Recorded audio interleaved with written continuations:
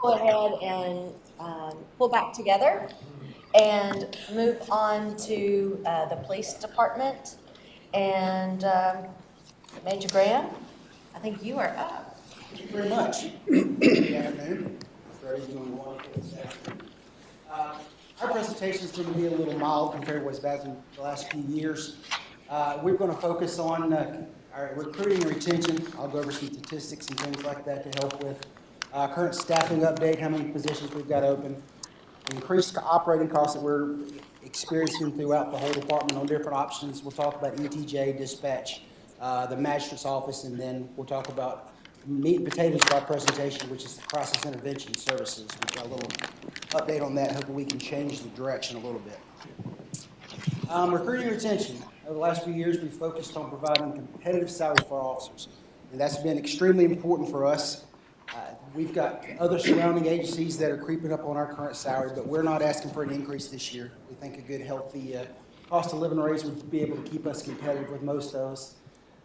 We've got Gastonia. I put some figures up there. The CMPD as well. They're also offering different incentives. CMPDs went to $7,500 for incentive, but we've got better benefits and other things. So I still think we're pretty competitive with them. Pineville, Matthews, both, we had a meeting with them earlier this week. They're looking at starting their salary about $52K, and we're currently at $48,825. We're a little behind for that, but I think we could be okay for the next year. Now, we'll probably be coming back next year if we get too far behind and trying to reapproach doing salaries again. We'll cross that bridge when we get there. As you look down at the bottom here, in 2020, we lost 12 positions and hired 7 back. That's when we came to you. We increased our starting salary. We told you that we were starting to get behind the 8 ball with that, and so you folks were kind enough to bump up our salaries and our starting pay, and we were able to steal 5 away from CMPD. So the next year we did much better. We only lost 6 people and hired out 15, and we brought in 8 folks that had experience, which is generally what we try to do. We try to keep more than half of our folks. If we can get lateral entries coming in, that helps us. That's easier to get them trained back out on the road, opposed to sending folks through BLET. Because when you send them through BLET, it's wonderful. You get to pick, who you've got. You train them the Huntersville way, but you don't always know if they're going to be involved in Huntersville and police work later on. We actually had a couple people leave this year that have got less than a year's service and decided they don't want to do it anymore, which is sad to say. As we go into 2022, last year we had 45 tested and interviewed. Those were the qualified applicants that came in. 25 conditional officers were handed out, and we hired 19 of them. We also had 16 resignations, terminations, retirements, so on and so forth. And I've got all the statistics if you're interested on where they went, if they went to private industry and things like that. So you're more than welcome to get into that if we have that. Non-sworn, 22 interviewed to try to fill those positions you allocated last year. 9 conditional offers given, 7 hired, and then we had 4 resignations, terminations, retirement. 2 of them went to CMPD. One of them was our records clerk. The other one was our animal services, second animal services person, which we have got another one on the line that she's in her background right now. So we're hoping within the next month or so, we'll have at least her through the process. We can get started training with her. And then the other one was retirement. We had our property and evidence person that was a previous law enforcement officer from up north, moved down here. He worked 5 or 6 years here, and he's moved on. We are currently about 15% down right now overall in our positions. We added our fleet manager and our captain position, as well as our 2 SROs and the sergeant. So they actually increased our sworn authorization to 105. We currently have 22 civilians, so it gives us a total of 127 authorized positions. And we're still trying, like I said, we're still trying to get those positions filled. And we only have 4 positions open, but quite a few of those have what we call a name attached to them. They've come through the original application period. They've done our testing. They've went through a very short background. We've got our interviews on them, so we've got folks attached to those positions. And then once we get through there, they go through the in-depth background and then take it from there. A lot of them are going to be new recruits. I think 5 of them are going to be new recruits moving through BLET. So those are folks we'll have to send to school. So that's a 4-month process, and they come out in 4 months of field training. So it takes a while for these folks to get out and on the road. So even if you hire them today, you're not going to see a increase in people out there by themselves riding the car, answering calls for close to a year. So it's a long process and long course. Pineville, Matthews are both down 20%. State Highway Patrol is down 25. CMPD had a news article last night that they put out 300 plus being down. It's closer to 400 from what we've been told if you talk to some of the folks down there. So that's about a 20% for them as well. And the biggest person across the state is Department of Corrections and the Sheriff's Departments. The Department of Corrections is down 40% in their jailers. So that's a huge thing, and they're getting ready to have a big push out there as well. Once we have these positions still filled, we're still going to be far below average on our staffing ratios. We're about 1.5 or slightly under 1.5 per thousand. The state is 2.0, the national is 1.97, so we've still got a lot of way to go. Any questions about recruiting or training, anything we've got? Yes, sir. Major, I think one thing I heard you say earlier, obviously, and I know you hit this point, but I think it's going to be key. You heard him say, obviously, y'all did a great job on, you saw the numbers, how we went from 21 to 22, and we're taking folks from CMPD, but we're still staying down. But cost of living adjustment this year is going to be key to continue to stay. You saw we're there at 50,000. I think we're at 48. I think if the COLA is based on the data that we know now, from January through December is how we look at it. January through December, it is going to be 8%. It is 8%. Not it is going to be. It is 8%. Did you just say 8? 8. Because they're way up in the 9s and it dropped down a little bit towards the end of the year, but it is going to be 8%. So I'm just telling you now, that's what we'll be coming back to, and that would put them at roughly 52. The starting would be 52.70.31. So the starting salary of a police officer would come in at that now to compete with it, because Gastonia and CMPD are going to raise theirs too at some point, in this budget cycle. So that'll put us right in line with just picking on those 2 that he had up there, with those, just to stay at the same as those. But you will, I'll just tell you now, you're going to see from manager's office will be 8%, based on just like we've done in previous years. There's no hit, there's no secret to it. It's plain as day how we come up with those numbers. And I think Social Security was what, 8.7 maybe, something like that. So that's what you'll see. Thank you. Mr. Munger, did you have a comment? I think Commissioner Commissioner Partee. Partee. Yeah. Major, those officers who came on and resigned in less than a year of service, what was the explanation as to why they want to leave the area of law enforcement? We had 2 that did that. They both said, this is not for me. We even sent one of the 2, we actually sent both of them through BLET, the whole, 4 months in BLET, 4 months in field training. They were out less than a couple of months, and they said this is just not for them. They're not what they thought law enforcement was going to be. It's a lot of to do with, you know, the society and everybody's attitude about law enforcement and things like that. It's tough finding folks. There's a good market out there. There's a lot of open jobs. It's hard to find folks in law enforcement. Commissioner Kidwell? Major, Yes, sir. thank you for all the information. Going back to the fleet management, I know that, and you were part of that call, where we talked to a company about GPS and things like that. Since that call, we're seeing a lot of, not from Huntersville, thankfully, but CPD, some state officials utilizing their vehicles off hours and getting into a bit of trouble here and there. How are we doing on monitoring that we're not following or going down that same rabbit hole? All of our patrol cars that are out answering daily calls, SROs, supervisors, first-line supervisors, all have the GPS tracker in there. We can monitor those 24/7 whenever we happen to be. We try not to go, to be big brother over everybody's shoulder. We have a good policy against that. The only time you're allowed to use your car is to and from work, or if you're coming to the PD to do workout. We have a gym at the PD if you live in town or you want to drive back and forth. We've not had any issues with that. We had one person that was using their car off duty, and that person is no longer with us. And I'll have to leave it there. That's fine. Thank you. Any other questions at this point? Yes, ma'am. Commissioner Phillips? How are we advertising the clinician positions? It is on our NeoGov website as well as our town. It's got a link to that. NeoGov is a nationwide. If anyone is looking for a particular job or a particular job in this region, you bring us up and we will come up there. We've also talked to, and I'll get into that when we get to our commission course. Chapel Hill, Apex, Charlotte. We've looked at contracts. We've looked at lots of different options.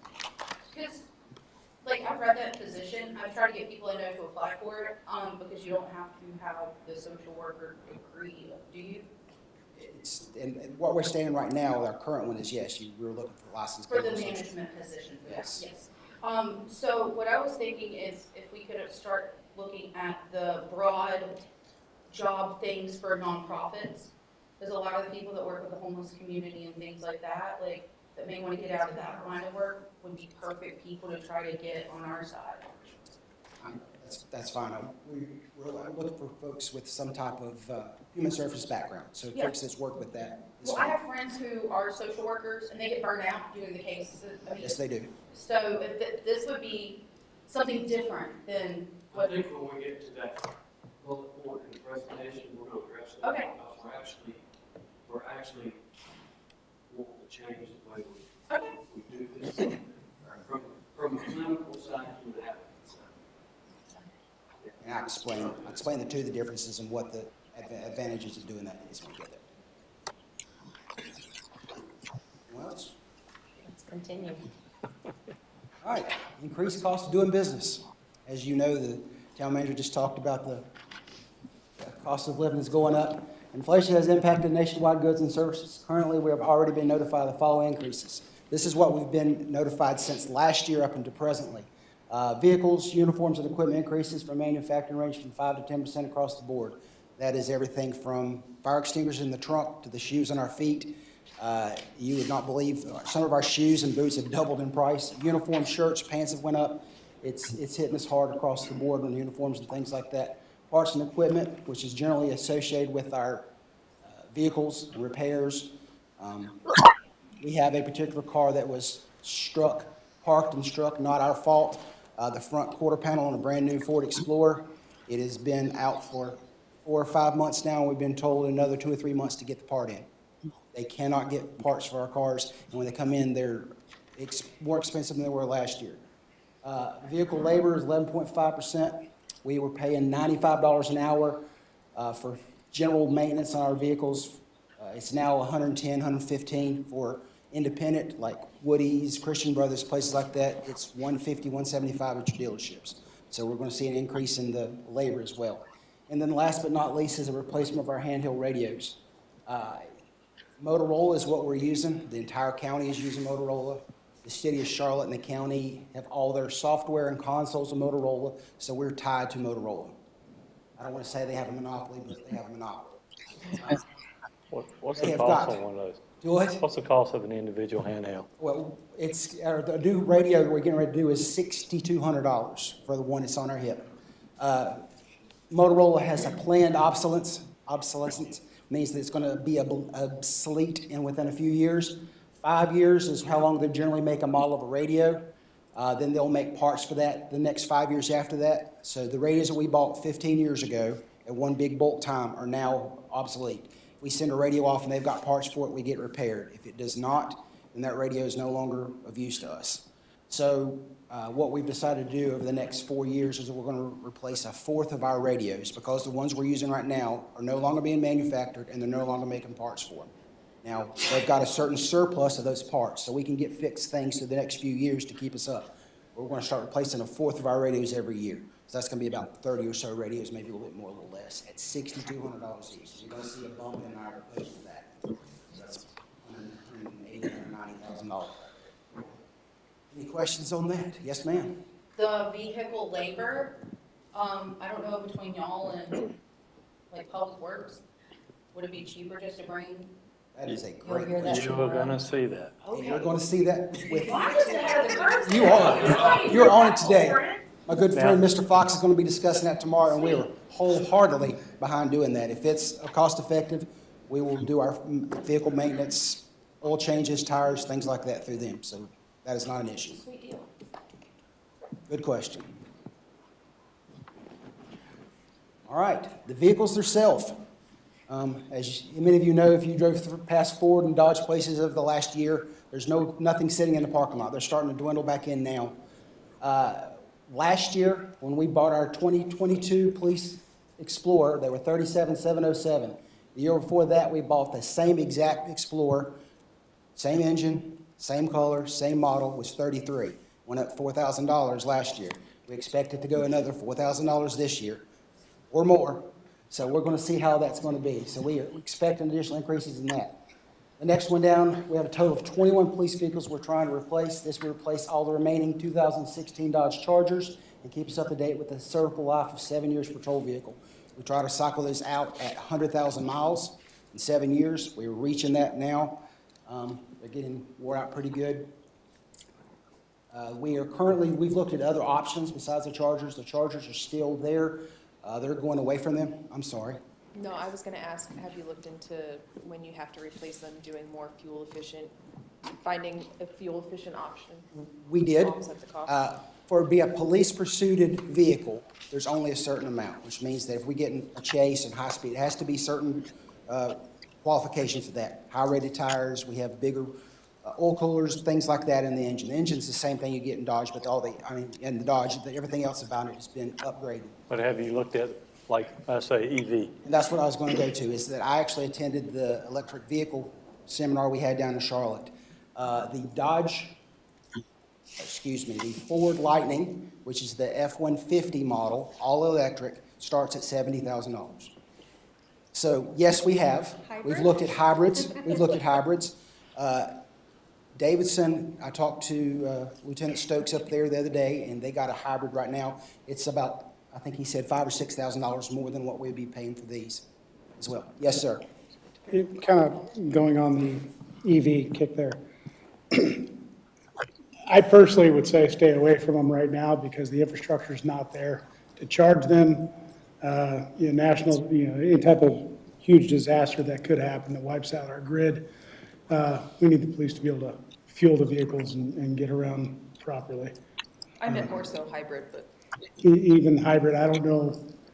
I know the technology is increasing hybrids. I do like hybrid vehicles, but when someone is, I would assume, and I'm going to leave it up to you guys to say, if you're having to chase a suspect down the road, you want to get there quickly and not hopefully let the battery take over. And Towards the end of your shift, they could be low. You're exactly right. And you've also got the added cost of having to put in chargers at the office, multiple chargers, folks in their homes, if they live in town, things like that. So there's a lot of added cost of that, but we absolutely have done due diligence on looking at alternate vehicles.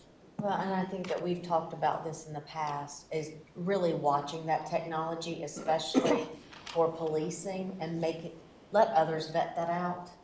I mean, I think that if we wanted to internally look at hybrids for other departments, that's probably a better place to start.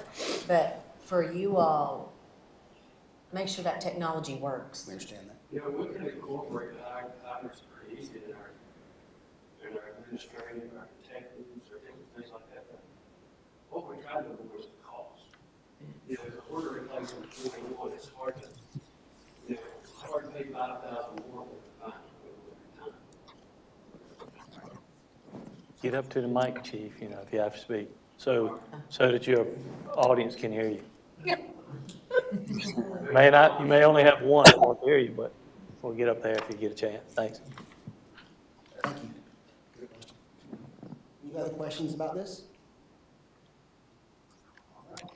ETJ contract. As you know, the Huntersville Police Department is answering calls out in the unincorporated area of the county.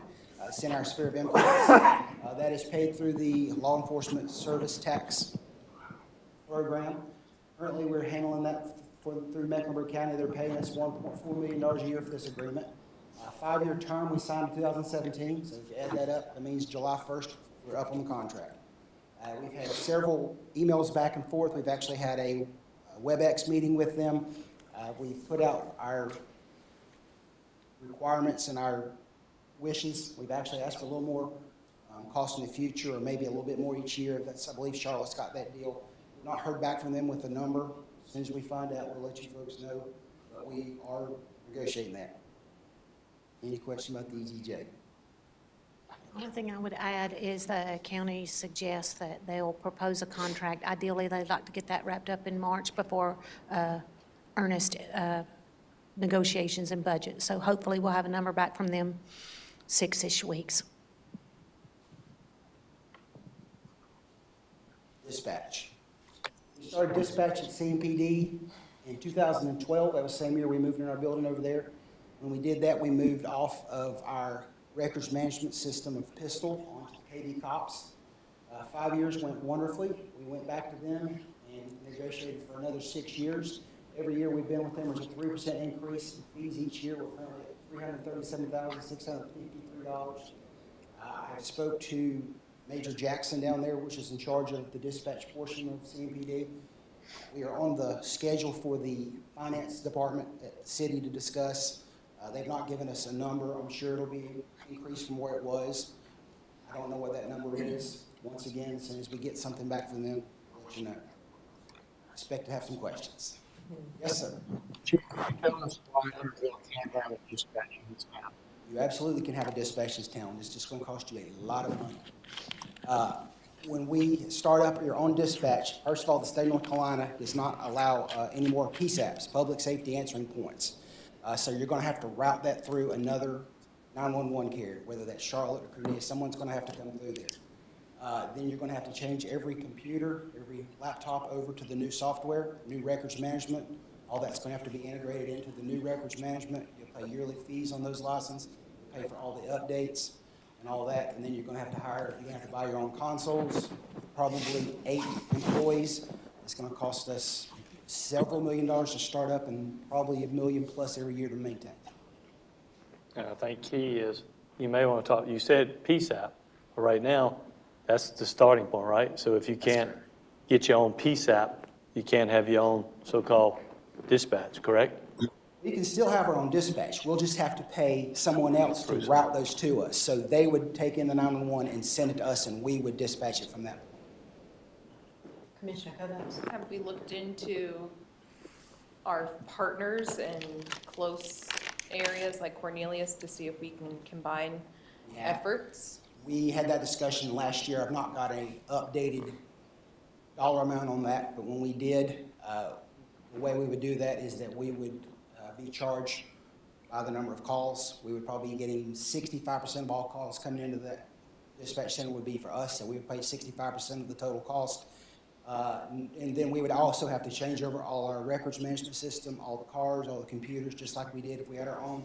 And we were looking at well over $1 million to get that initial, all that stuff, and then we were told at that time, 2 or 3 years ago, $800,000 a year. Are they staffed well over there, though? Like, They would have to hire employees. They've got 2 at a time, I believe, 3 during the peak hours. They'd have to have another 1 or 2 at least if we. because right now we're hearing from residents that are having very long call times and And having your own dispatch or Cornelius is not going to save anything with your call wait times. You've got 3 dispatchers or 2 dispatchers sitting in our dispatch center with our consoles on our radios and our software. You have a crash and 3 people call in, they report that crash, you have 2 dispatchers, somebody's on hold. That will never go away. You've got 10 down at Charlotte, they answer millions of calls a year for that. It's inevitable you're going to get some hold times. They've been very good. Every time we have a complaint, I contact their supervisors down there. I'm on a first name basis with them, send an email, they send back. Quite often we find that the wait time that we're being told by the complainant is not quite as long as what it actually shows. I was on hold for 10 minutes. It was probably closer to 5 or 6. They have valid excuses or valid reasons for being on hold that long. They usually show me, hey, your crash or your call came in at this time. We had this in a different division at this time. We had it at this division. During this 1 hour or 1 15-minute block, we answered 215 911 calls for 10 dispatchers. It's inevitable you're going to have a wait time. Yes, sir. Yes. Kind of going on with Commissioner Boone's question, have we looked at, and you may not have this data, I know there's an initial cost startup for our own call center. Have we scaled that to how many years where that actually pays off to where the price comes down? Once you get all the software and everything, your salaries, if you hire 8 people a year, you're talking just in salaries, $700,000-800,000 a year just for salaries. They don't include any upgrades or any, we get, when CMPD, they own their own records management system, so when they do an upgrade, it comes to us, no charge, where we pay fees to other people. We'd have to buy off-the-shelf records management system, and then we'd pay their yearly fees. Cool. All right, thank you. And I agree with what Commissioner was saying about complaints. I get a lot of them. I get a lot of, it's probably just as many as you folks do. And we've been very pleased with CMPD. I think for the money we're paying, we're getting a very good process, very good out of it. Any other questions about that? Commissioner Phillips. So they're getting a 3% increase from us every year. There's not a way to maybe ask them, since this has been going on for so long, would they not hire 1 additional person? We've discussed that with them. They go back and they look at calls for coming in, the number of calls we do. And as of yet, like I said, when we start this negotiation, that's something we were going to talk about. I don't know that there's enough. Currently, we are the only ones, us and North Division is on this. Davidson's on there as well. They get very few calls. Could you share the data with us when you get it, like if our calls have actually increased or decreased? Because I kind of wonder if they've decreased since COVID stuff is dropping. I don't have those in front of me, but Well, I know we've pulled those. I've got those. I could have those to you fairly shortly after we leave here, probably by next Monday. do you know, how many people are there in Cornelius answering? 2 all the time, 24/7, and then 3 during their peak times. And then Weekends. CMPD has 10? That's 911. All they do down there is take 911 calls. They have 10 people dedicated to just answering 911. Call comes in, they get the basic information, then they send it to the dispatcher for dispatching. 911 doesn't deal with the call anymore. They have 10 people just answering the phone. That's all they do. And at Cornelius, they do both. They answer the call, they tap it in, they dispatch, which is good sometimes. You've got everything right there. They can put it out as soon as they get it instead of having to wait before it gets dispatched. So there's pros and cons to that. And I would imagine, of course, Chief Hall has been through this before. If anyone were to recommend to go back to a Cornelius or some other option, he'd probably stand up and say it. I assume he would, or yes or no. But I'm sure you'd say, I'd love to have it here, but it's just, Let me tell you, the best that ever works is when you're doing your own dispatch. I'm gonna tell you, because you're controlling everything about the call. You can stand in the dispatch center and you can get a feel for what's going on when crisis is happening just by listening. The problem we have is we won't necessarily have that with Cornelius. Cornelius, we're gonna pay 65%, and I hadn't even updated the major on this, but I talked to the chief last week, and we're gonna meet, and we're gonna have a discussion about dispatch cost. They're very interested in making a proposal to us, but I can tell you it's gonna be twice as high as that number, if not 3 times as high as that number. It's just gonna be because the way they figure it. Plus the cost of buying the software and the annual fees. Keep in mind that a public safety answering point is the key. That's where, when you pay that 911 fee on your bill, that money comes back to a PSAP to pay for those extremely high cost of the 911 trunking system, the system that receives your call. We will be paying that ourselves. We won't have any of that money coming in because we're not a primary PSAP. So it's not cost effective, I don't think, for us to start our own system and probably not go with Cornelius, although we're going to explore it. Now, what could change that dynamic is if Charlotte comes in at a crazy number. And they could do that. I've told them that I'm wanting to see a number in case they go crazy. We've got time to talk to Cornelius or do our own thing. But I will tell you, the best case scenario is you're dispatching yourself, just as been mentioned. But it's also the most expensive option. Commissioner Boone.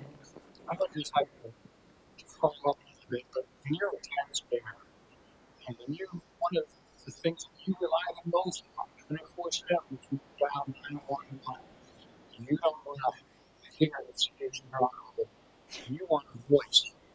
You want a voice in front of your hearing, how and what else can you get there? You don't want to speed up Bedford County, car people up, you want to speed 100 call. Well, I'm saying over 105. I agree. And what that costs, I don't know. Well, keep in mind that there's no way that that can be guaranteed in any dispatch center. We had hold times in Cornelius. You know, people are very quick to call 911, and we're glad. You know, we encourage people to call 911.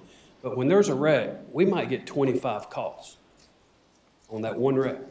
And once we've got that dispatcher's tied up until they're finished with that call. So everybody that calls in after that is going to be on hold. If you got 2 dispatchers, they're going to be on hold less. But when you have a crisis hit like that, a storm is another good example.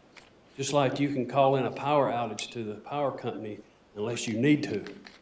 And then when you call them, you can't get through because everybody else is trying to get through. So we just can't guarantee that a caller, even a 911 caller, will not go on hold. It's just impossible to guarantee that.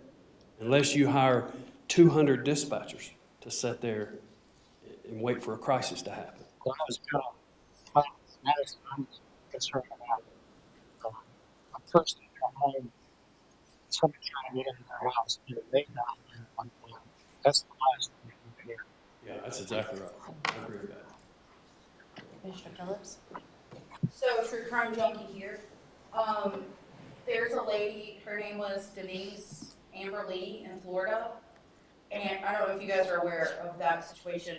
So the in-house, everything for their 911 and dispatch dropped the ball. She was literally trying to call about being kidnapped. Someone else called 911 because of her being kidnapped. And somehow the dispatch didn't get across and she ended up being murdered. There are state laws in Florida about that. So while like you guys are talking about is like, oh, this is great and fun, you also have to know like these things have terrible consequences sometimes too. And human error does happen. And I can send you a podcast or whatever about it to, because like I've always thought like, oh, that's great. And then I learned about her a couple weeks ago and I was like, okay, so there are downfalls to these things. Yeah. Let me also just roll this in, kind of the same topic, that there's another big benefit that we get from being on a larger system. And again, I prefer to have my own dispatch center, no question about that. But we are tied in, we use Charlotte's RMS system. So when we search through our record system, we're also searching through all the offenders in Charlotte, all the cases in Charlotte, which is a big impact on us. And we're not isolated and we have to reach out and call somebody, hey, if y'all had a case like this, we can pull that data up. A part of our negotiations are gonna be to open up more data for our crime analyst. Right now, our crime analysts can't pull the North Division's data. We can only pull our data. And we wanna, criminals know no borders. So we wanna be able to pull the North Division's data, and we'll address that as a part of our negotiations of that kind of contract. But, thank you. Thank you. Commissioner Munger? Sure. Just to kind of weigh in here, I'm probably more of a fan of the centralized system. It makes more sense. You're able to have more resources. Whereas if we try to run our own thing, we probably have, let's say, 2 to 5 resources, whereas Charlotte probably has closer to 25, 50. So the odds are greatly increased that you're going to be able to get through if you have that many different resources. True, they field a far greater number of calls, but when you have that many people who can answer the phone, when there's an accident and 5 people call in, they've blocked 5 people. If they've blocked 5 people for Huntersville, that's everybody. They blocked 5 people for an area that has 50 different people, that's 10% of the entire staffing. There's still other people to be able to answer the phone. So I buy into what you're saying, and economically it makes more sense, and just being able to actually have actual resources answering the phone, which is the key. You want someone to answer the phone. I think the Charlotte path is the wisest. Well, and to your point, as they go into negotiations, trying to make that ask for even an additional person, an additional dispatcher would be helpful as well. They're having the same issue hiring communicators and 911 takers as we are. I mean, it's the same problem everywhere in law enforcement. So they're in a crunch as well. Great questions. Anything else? All right.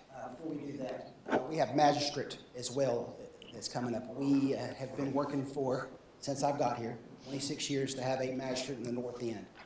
We've been down this road several times and end up at a dead end, and I think we are moving forward this time. We actually had a phone conversation, video conversation with the Chief District Court Judge, Elizabeth Frost, this week. The mayor was there, all of us were there, the mayor from Davidson was there, and a very productive conversation with her. I believe from what we finished with the phone call is she is committed to putting something up here. We don't know how long or when, but it's going to happen. Currently, we are working on the first thing we're going to do is install the WebEx digital magistrate, where folks can call in from here down there that answer it, as well as victims. We could have a room set up with a victim needing domestic violence protective order, could go in there, talk directly to the magistrate, so on and so forth with that, which is a wonderful thing. Yes, sir. Did you have a corresponding slide? So I do not. You do not? Because we had this conversation after I turned everything My into Bobby. apologies. Please continue. No problem. Yeah, I turned everything in and we had this update this week. So we've also got them coming up in the next ever how many weeks or so to look at our building. Commissioner Kidwell had discussed about putting the magistrate over here. We actually have, if you've ever been in our front lobby, if you come in, turn to your left, there's a wall down there. That's actually Captain Vaughn's office, and we will kick him out of that area. And we were talking about putting a window there where you could have access to the magistrate. Our person at the front could be calling if we need officers, answering the phones, things like that. The magistrate would have someone there with them as well. There's officers in and out of the building, very cheap security. You don't have to have anybody assigned to that. Or the other option is we could have, user go through that first door, block that off back there where they could come around for if they need privacy or something like that. So we're moving down the road. It's been a very slow process, but I think we're going to make progress this time. I really do hope. Mayor, you have anything to add to that? I would just say that when we started this conversation back in July with Chief Judge Trosh, I think we had expectations that we looked to have a magistrate up here by January. They've had some delays. They had delays with software, and they were doing a study, so they were pulling together data. But what I heard was, yes, we're coming up. We're going to look at the space. We will work with you in getting that squared away, because obviously creating that space for them is going to take a little time. But then the other piece is their new software will then be coming online hopefully in May. Yes. And then we did also get her to look at a time frame of starting in July. So that is our target. Our target date would be the summer of 2023 to have someone stationed up here. In-house, that's correct. And So we're it- supposed to be waiting for a contact back with them, and then they're supposed to come visit, so. Yes. Fingers crossed. And I would say that Mayors Washam and Knox are also very excited. They've been very hands-on with this process as well, and us working together to help deliver that. Chief Jennings from CMPD is on our side as well. He's talked about having a resource up here for emergencies for the folks that on the north end, even though they're not technically eligible, come up here for domestic violence. So you've got every law enforcement agency in town involved in this, and everybody's full blast ahead. Yes, awesome. So it's good stuff. Commissioner Phillips? Like, if we have to upfit your building for a magistrate,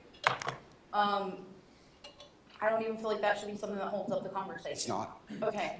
We- I'm like, I will throw money at you No, guys. we've You know got- it's bad when I'm throwing money. It's but- not. That's why whenever she comes up here and says, hey, we need A, B, C, and D, this is what I'd like to do, we're gonna start looking for contractors as far behind as everybody is, and we're gonna put the water in and move forward with that as soon as possible. And Commissioner Phillips, that's what both Chief and Major expressed to her along with myself. And she got to the point where she said, they're all gonna wanna work up there.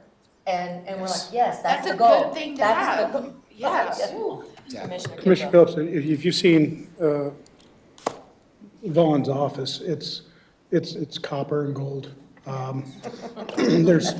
It's pretty well laid out, so it's nice. Don't take the copper. Very nice. Any other questions about that? All right. I will say thank you. I know I've been a big pain in the tail over the magistrate stuff, and to see y'all get it this far, I'm so proud of you guys. I'm really appreciative. This was me, the people before me, the chief before that, with everybody since I've been here has worked towards a magistrate. So this is a dream come true if we can get it done. It's going to be wonderful. All right, this is one of the last things we're going to discuss and probably the meat and potatoes of this presentation. Last year, we got approval to hire 4 new licensed clinicians to stand up a mental health response unit. We immediately went out, got our job description together, put it out of there looking for folks, and got 26 people apply for the first 6 months. That's what we had. Out of those 26, 16 of them had the requirements that we needed. We sent out packets to every one of those 16. One person returned it. The packets that when we spoke to them initially, they were looking at well over $100,000 starting salary, or 35% more than what we had originally offered. The town of Chapel Hill was our model for this. The chief went last year to the Chiefs Conference. I met a couple of their folks who are doing a presentation up here, their clinicians. Since that time, in the last 12 months, all 9 of their employees have quit. They've hired them back, new people, but they've had a 100% turnover in their clinicians. We spoke to the deputy chief yesterday from Chapel Hill, and he confirmed that. So everybody there is new, been there less than 12 months. It is, as his words, a revolving door. It is very expensive and very hard to get licensed clinical social workers in there. Because of that, we would either have to drastically change the salary to be more competitive, or, in our opinion, we need to switch to a advocate-victim referral approach. And I'm going to explain that briefly here. What's the difference between the two? Certified social workers help vulnerable people solve and cope with everyday problems, while licensed social workers are involved with behavioral, emotional, and mental issues and provide therapies or treatments independently. And that's the key portion, is that these folks that go through and get their bachelor's degree and their master's degree and then go get licensed and certified are wanting to work with individuals to help with drug abuse and domestic violence and things like that. They actually take on patients. They can work from their office. They can work from private industry. They make very good money doing that. And that was our original requirement for this. So what does our victim advocate do that we're going to be discussing? We're going to get our same goal that we originally were asking for without having quite so many requirements for it. They're trained to support victims of all crimes. They offer emotional support, victim rights information, helping find needed resources and assistance. Victim advocates frequently accompany victims and their families through the criminal justice proceeding. They work with other organizations and social service agencies to get information for the victims we serve. It really depends on what they're involved in to do. If you've got someone that's needing food, housing, childcare issues, general social work problems that we deal with. That's what these folks are going to do. They're not going to be bringing on patients and giving advice. They're going to be as I put in here, a clearinghouse for all these folks. They can go with us for death investigations with the chaplain. They show up on scene if we have mental health issues or we have domestic violence. They can get that person down to the magistrate's office, make sure they get the paperwork filled out correctly. They can show up for the 5-day hearing. They can go with them to court. It's a lot more options we believe we have with the victim advocate than we do with the licensed clinical social worker. And the other thing is that licensed clinical social workers are take-on patient, and the county's Department of Social Service is the only agency allowed to conduct governmental social work by state law, which means that if we have these folks that are certified to do this, they're not going to be allowed to do what they originally wanted to do. They can't take on patients. So that's another opposite to that. Victim advocates serve as a clearinghouse for all issues. We deal with the issue at hand and refer the victim to the proper agency. And then I've listed out all the things that they're involved in and they could help with. Other than that, we think this is probably the best option to go back and change. There's still going to be hiring issues. There's still a job shortage and things like that. I think if we do this, our current salary structure is right where we need to be. We just need to back up and punt. Mr. Munger? Sure. Just wanted to say I really appreciate everything you guys are doing here. One of the things I kind of look for from anybody in general is, don't tell me a problem, tell me the solution. And the fact that you guys put this all together and kind of walked through it and how it makes sense, love the fact that you came up with the solution. My main goal with this was to allow police officers to do police work so that we have someone to take these type of things. Because right now, I have to believe that police officers are doing all of these things. Absolutely. And it would be my opinion that this is not police work. It is something vital to victims that they need, but it's not police work. And so the fact that you kind of jumped through these hoops, went through this, got to a point where it makes better sense, appreciate it, and 100% support it. So, thank you. Mr. Roberts? So is the board okay with us moving in that direction? Obviously, we got funding already in place for it, and we have, I won't say failed, but we hadn't been very successful. So if it's okay, if the board's okay, we'll move down this path now rather than later. Yeah, my question, the organizational reporting for this job, will each advocate be their own person, or will they have somebody they report to? They will still have a supervisor. Okay, And the one person that we had from the original group was applying for the supervisor, and she had less than a year's experience with social work and no supervisor at all, but same thing. One supervisor, 3 workers basically, and we would cover the majority of a 24-hour period. They'd probably go home late, early morning, something like that, because after that, we don't have a lot of use. so I have a friend who worked for DSS but wasn't a social worker, looked at the job, and this was harder for her to apply for now than working in Child Protective Services. That's why we're wanting to Yeah, change no, this. because you guys just opened up a world That's exactly right. that is amazing. But also, working background, what I've done over the years, is there any kind of interest from Cornelius to partner with us to do something? Because they've got the same problems we've got too. I'm glad you said that, because that's one of my notes that I didn't go over. So thank you, you're on it today. We actually had started this off, we were wanting to hire our 4. Cornelius said that they didn't need that many. Davidson went in there and they were wanting 1. So we had actually looked at a contract, the same folks that are doing CMPD, which they've all turned over their people as well for the most part. When we contacted the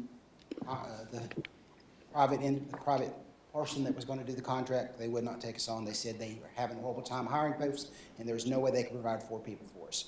So we cannot partner with Cornelius. Davidson has got 1. They've been awarded almost a year. They've still yet to fill it through the contract. They don't have anybody to give them. They're going to view 28 people and turn them down. You switch to this, I can help you guys fill these. Like, I'm not even kidding. Like, I have friends that are trying to get out of certain fields. We've got social workers that have been doing this for 5 or 6 years that are burnt out. Yeah. This would be a good job for them. Yes, ma'am. Commissioner Sorry. Hart, T was first. Thank you. Major, my concern, well, let me ask this question first. I'm going to draw on my response when I was a police officer to an EVP, emotional experience.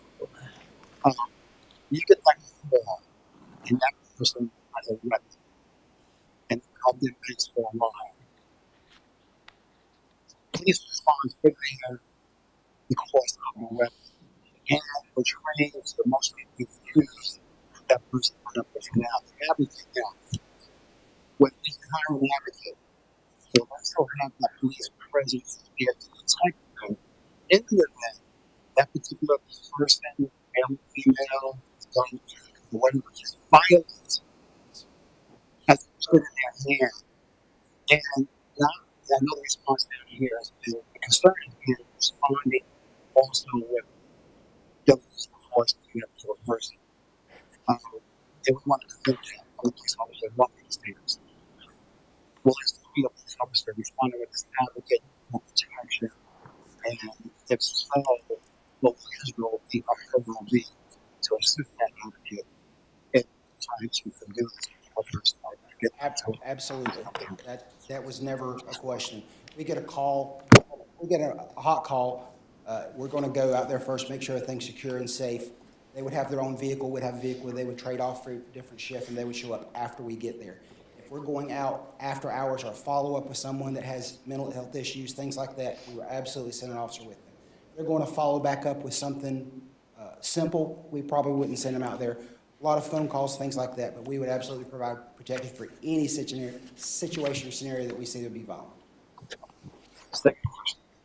Once a particular individual is subdued, and normally we have a special trunk that we take them out on, will the advocate be offended by that?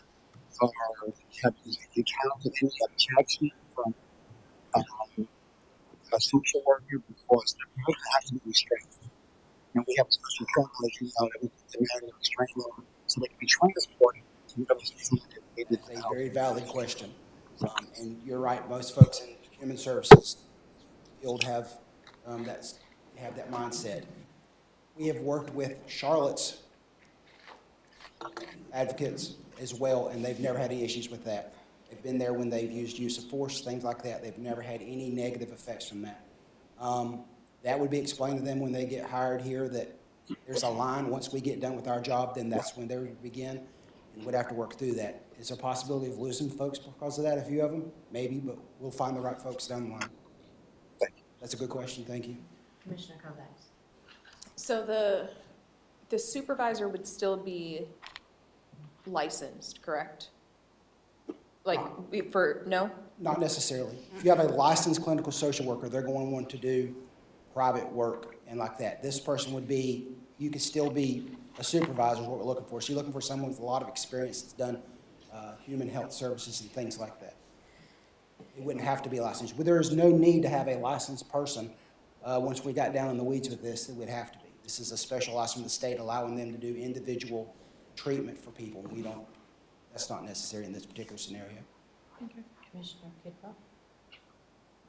No, good. Mr. Roberts, did you have something you wanted to say? I think that this is a great plan. I agree with Commissioner Munger. I echo his sentiments. Instead of just coming back to this board and this body and saying, we tried, you said, well, we've been down this road. We believe it's in the best interest to pivot, and this is how we want to pivot. I think it's great. You know, it's a new road for us as well and our officers, but I think when we explain this to our folks, they're like, that would be a great. So I think everybody involved in this is on board. I think this is a win-win. Well done. So we'll move in that direction. I think everybody's okay pivoting. Any other questions about that? Last and final thing is that we had asked questions about our cameras. I believe Larry did a great job this morning explaining how many cameras we've got in the process and things like that. And this is some of our cameras. This is a real short video of things we've used. This is a traffic crash. Davies Ford, Gilead there, just south of Huntsville Station 2. Oh, Yeah, this is not going to be pretty. It's okay. Yeah. It's not going to be pretty. yeah. Oh, no, I didn't crash there. Now, that picture's a little grainy. That's because we're zoomed in. And there's the next one you're going to see is going to be a wide angle from a different location.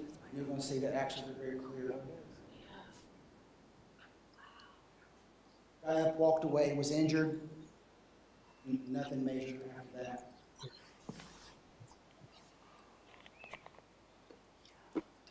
Next one's going to be up at West Catawba and Sam Fur, that's the Cashies over there on your left, Harris Teeter right there.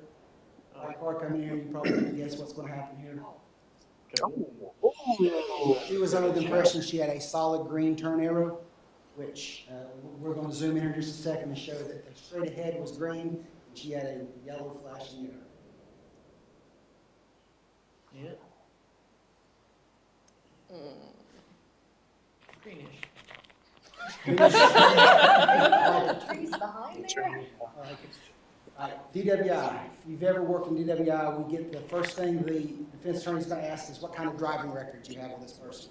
You know, I wanna hear, how long would you follow them? What was this? This is pretty simple. Long way on Sanford Road. Barely missed a head on right there. But luckily, you always say, where's a cop when you need one? Well, we happened to be there that night.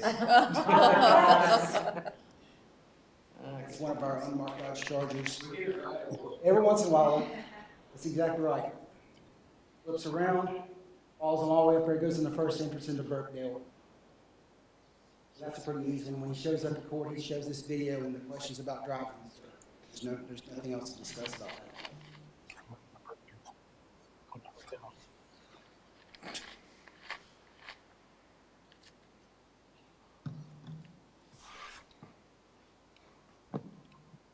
We actually did stop it.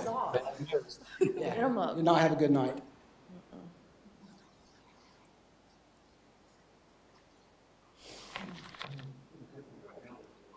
Yeah, you need to do better on cutting that.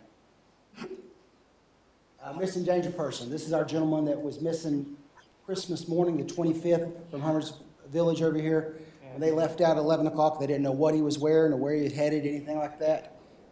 So we went back, called him. There he is with his black shoes and pants, gray hoodie.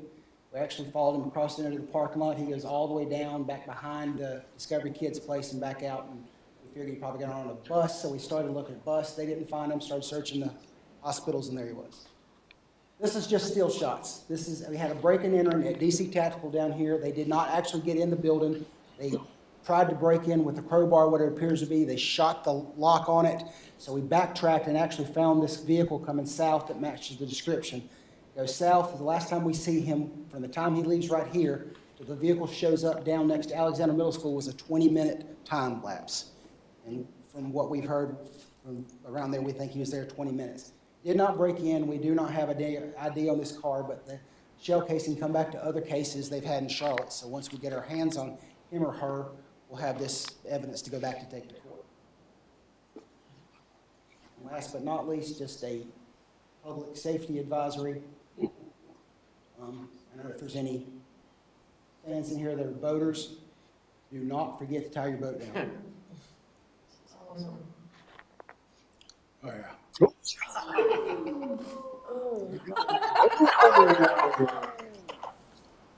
And attach it to your truck.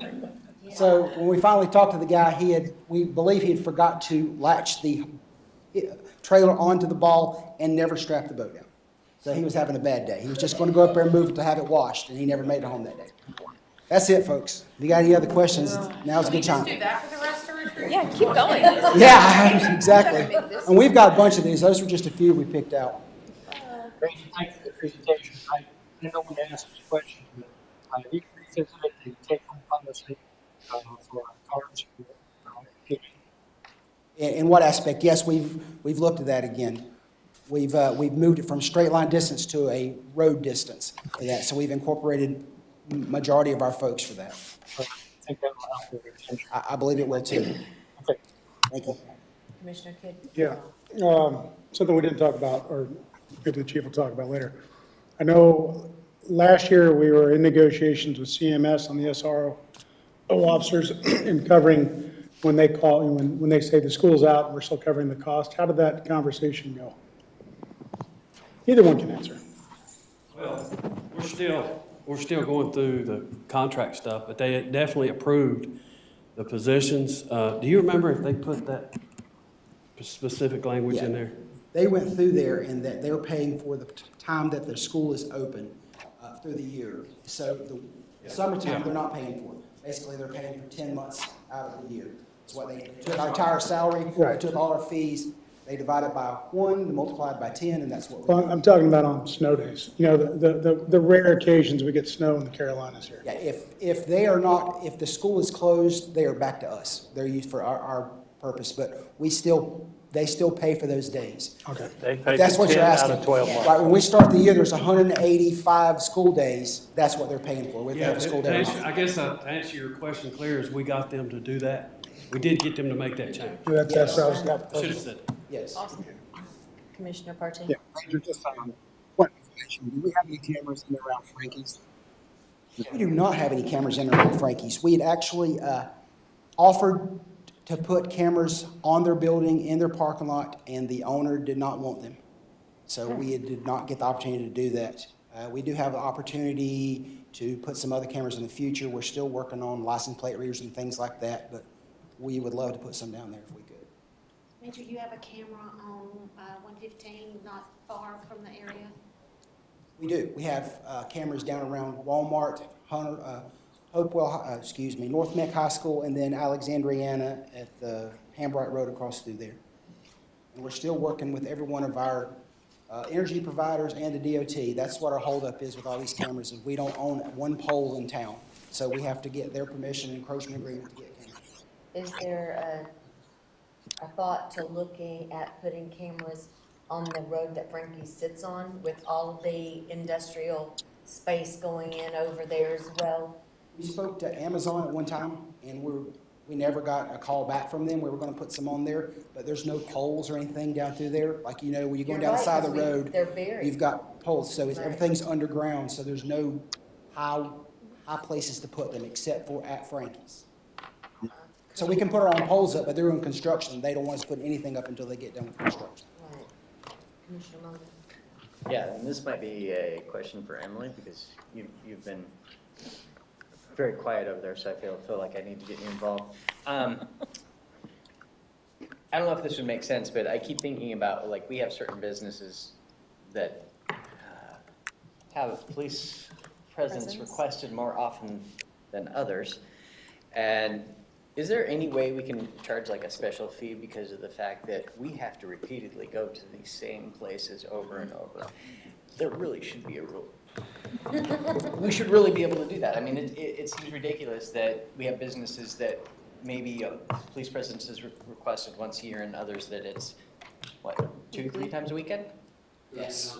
Yeah, 2 or 3 times a day for Or allow us Walmart. to. I mean, survey that's it. a cost that's taxpayers are having to pay for specific businesses, whereas other businesses are not having that burden.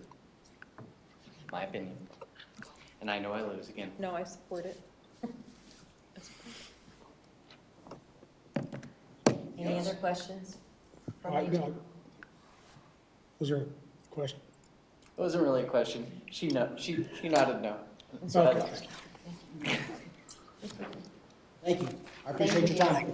Thank you. Rick? No. Yeah, yes, let's take a 10-minute. I thought we were break after pace. I just want to keep going.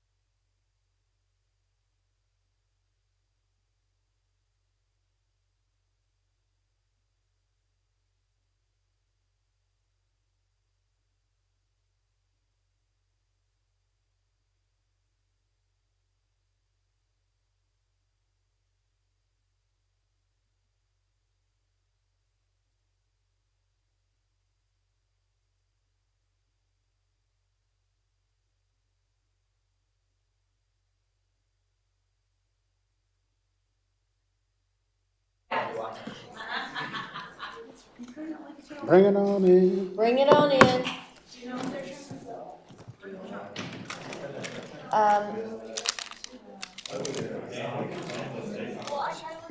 Hey, Commissioner, seems to be at the table now. We just say, come on, guys, let's talk about it. Come on, guys. Yeah, we're testing your mic, please switch somewhere. Okay, we're ready to start. Any day now. They can't hear you, your mic's not working. Are we good now? Hang on now, we gotta verify.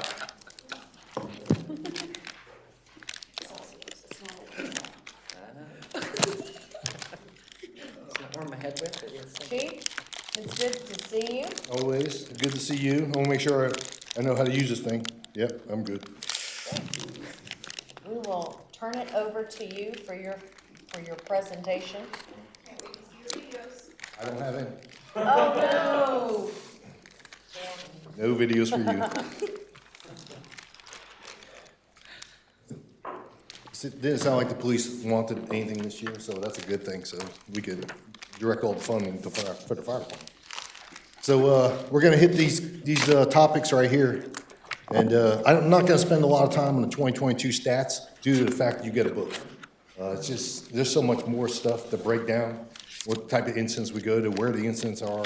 So I give you a book, take it home, you can look through it, and it'll be a lot easier to go through that. But I do have a couple, just short, just a little incidents.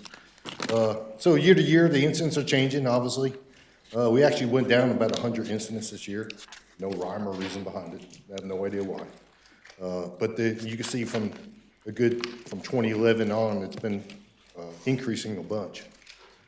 And it'll keep increasing as more and more citizens move to the town. There's gonna be more and more calls. I mean, that's just the way it is. Response times have definitely drastically changed over the years. I went back to 2017. If you look at that response times in yellow, how we were responding to the incidents, and now they have drastically changed, increased over, some of them over a minute to get to where we need to be. And this is, again, due to speed bumps, red lights, roundabouts, and traffic. I mean, that's just the nature of it. But as we fill in more and more stations, and we'll talk about stations in the next couple of slides, it drops those response times because we'll have fill-in stations, and they'll be closer to the incidents that we need to respond to. Any questions about the two simple slides? This is where we're gonna talk about station coverage. This was something that GIS, Brian's folks put together for us. What you see in red is the current fire stations, and they got about 3-mile radius around them. We wanted to look at this to see if we started doing some fill-in stations, how we would have better coverage. And that's the biggest thing, and you want overlap when it comes to these fire stations. You don't want to create giant gaps, and obviously the biggest gap right now is if you look towards the Hiawassee Road area and Raymond Church Road. I mean, that station is not built, and there's a huge, if that circle wasn't around there, there's a giant gap right there. Now, one of these days when we build that station and there's water out there, we'll be able to build it. There's out there, but we can't build a fire station anyway until this all happens. I did add 2 stations on here just as fill-ins. We did talk about Station 2 and relocating it and moving it into the Irvin Cook Road area. Eventually, there's gonna be a nice road that connects it to the Winfield, to the backside of Burkdale. So that's important, and obviously, if that road goes all the way through one day, it'll be a great coverage. We're gonna run 360 around it. There's also a Stumptown Road station. We make a lot of lefts out of this fire station now, go past Jackie's office and head up to Sanford Road. You know, if we could cut down the amount that we're going up that way, and build a fill-in station, I think that's gonna be the best for the town in the future. There's also a fill-in station we're talking about with CPCC. That's the Hambright Road, what we'll call the training facility that they want to build on Hambright Road. Beerhoff, sorry, you're right, Beerhoff Drive. You know, we're in talks about, hey, would you like to make a working fire station on that piece of land? Not only can we hire employees for the fire department, we can put them to work for the town, and we could, at the same time, they get some training. But at the same time, we could use that as a fill-in station and actually make a working fire station out of it. for those that don't know, I mean, we cover 485, we cover all the way down to Harris Boulevard. There's a company called Carrier, which is probably one of the largest manufacturing companies here in Huntersville. We have to go all the way down there. So it's not even shown on this map, but it's close to Harris Boulevard. So, you know, again, another fill-in station, taking the brunt of the calls off Station 1 that are constantly on there. And these are just, you know, again, future fire stations. And again, you want overlap and you want complete coverage. So one of these days, you know, you could have up to 7 fire stations that completely cover the town. And so Chief, just for reference, the county we're getting funding from the county for you to cover the ETJ Yes, ma'am. in the north end. And that's what we're Mr. hoping for Roberts? with Station 5 is to really get that, you know, use the county funding to purchase the land out that way. I was gonna ask, I'm sure everybody wants to know where we are on Station 2 land, and I was hoping maybe Emily could give us an update. Now, Emily, your mic's not there, so you may have to jump up there with the chief is to steal that one, but probably, everybody wants to probably know what's going on with that, and all the hurdles. Yeah, is it on? So as you know, we have been trying to purchase the property outright. However, the property is currently in an estate that is still open. This particular estate has been open since 2017 or 2018 for some reason, and we haven't been given really a definite answer as to why it remains open.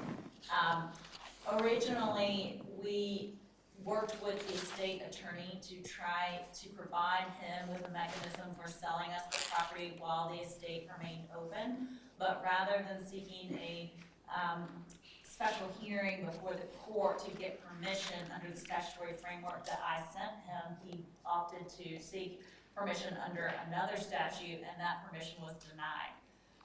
So at that point in time, we had to weigh our options as to whether or not we wanted to wait and see if the estate would eventually close and allow us to purchase it outright or move forward with condemnation. And so we ended up moving forward with condemnation, but the problem was that the attorney would not give us a definitive answer as to who the heirs were. They had actually engaged a forensic genealogist to try to determine who the heirs were. And so we filed the condemnation complaint with the heirs that we knew about, later discovered that there were more heirs and had to amend the complaint. Right now, we've identified about 30 different heirs, and they all had to be served. They're in multiple different states.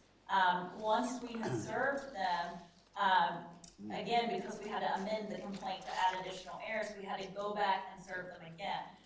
Then, because of the fact that once we served them, we were receiving documentation back without signatures, but rather that said COVID-19, we had to end up serving all 30 of them again through a different mechanism. The timeline for filing an answer actually just passed last Friday, which was 20th. We were waiting to see if we were going to receive any responses in the mail. At this point in time, we haven't, so Jacob and I have been working on documents to seek a default order, meaning that because an answer was not submitted, that the judge would go ahead and basically find in our favor. So we hope to have those submitted by next week. The only hiccup that I could see coming up is that because this is an open estate, there is a possibility that the judge may attempt to appoint an attorney to represent the heirs that are unknown in case there are any, and that could further delay the process. So there's no guarantee that our request to have default judgment entered would be immediately entered, and there are still backlogs due to COVID. So I don't have an ETA on when we will have a response. Best case scenario is that they do not appoint an attorney and take the list of 30 so heirs as final, but this is an odd situation, so that's probably not going to be the case. Emily, how much, I hate to ask, estimated, how much have we spent filing all this paperwork? So Jacob and I did that in-house, so we haven't paid for any of How the much- legal fees for. Okay, how much time did you guys spend? We've spent quite a bit of time researching and trying to negotiate with the attorney. And I would say at first we had even drafted a purchase agreement. We thought they had agreed to it, after, updating it and amending it. So it was unfortunate that we thought we had a done deal with being able to purchase it outright, and then the negotiations fell through. Chief, I'd called Anthony through the grapevine of multiple people, some properties owners I found out were looking to sell up near Catawba and Sanford. I sent town manager the parcel IDs and things like that. I know he talked to you about them. I didn't know if that would be a good alternative or in that ballpark. Can you point, you can use a pointer, and maybe you can respond, show where it is. And It's right, I think it's right on the edge of your red circle for Fire Station 2. hold on, we're gonna show you the pointer real quick.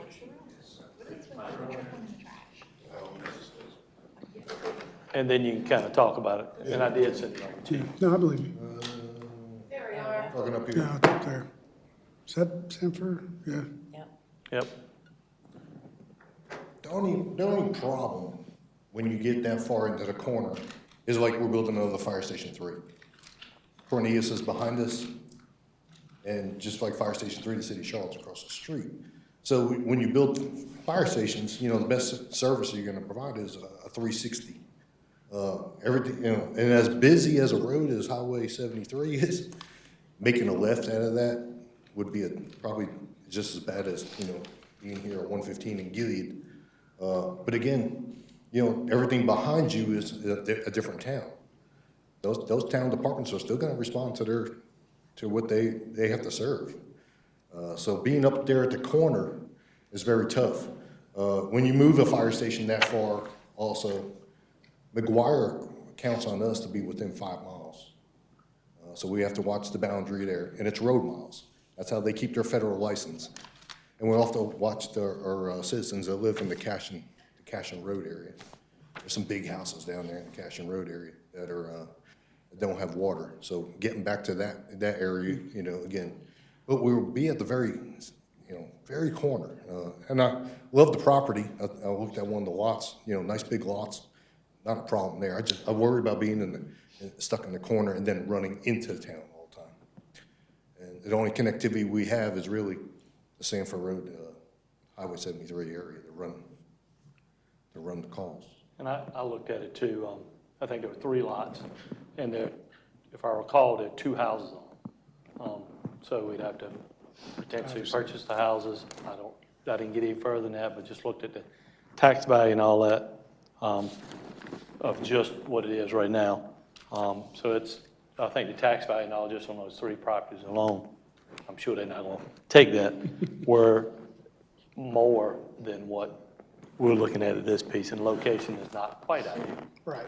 And I understand. And I threw that out there because, like I said, heard through the grapevine, always throw it out there. Yeah. Yeah, because, I mean, Station 2 replacement, we got to build a road. And we're also counting on another thoroughfare going through Winfield and through another neighborhood it's not going to happen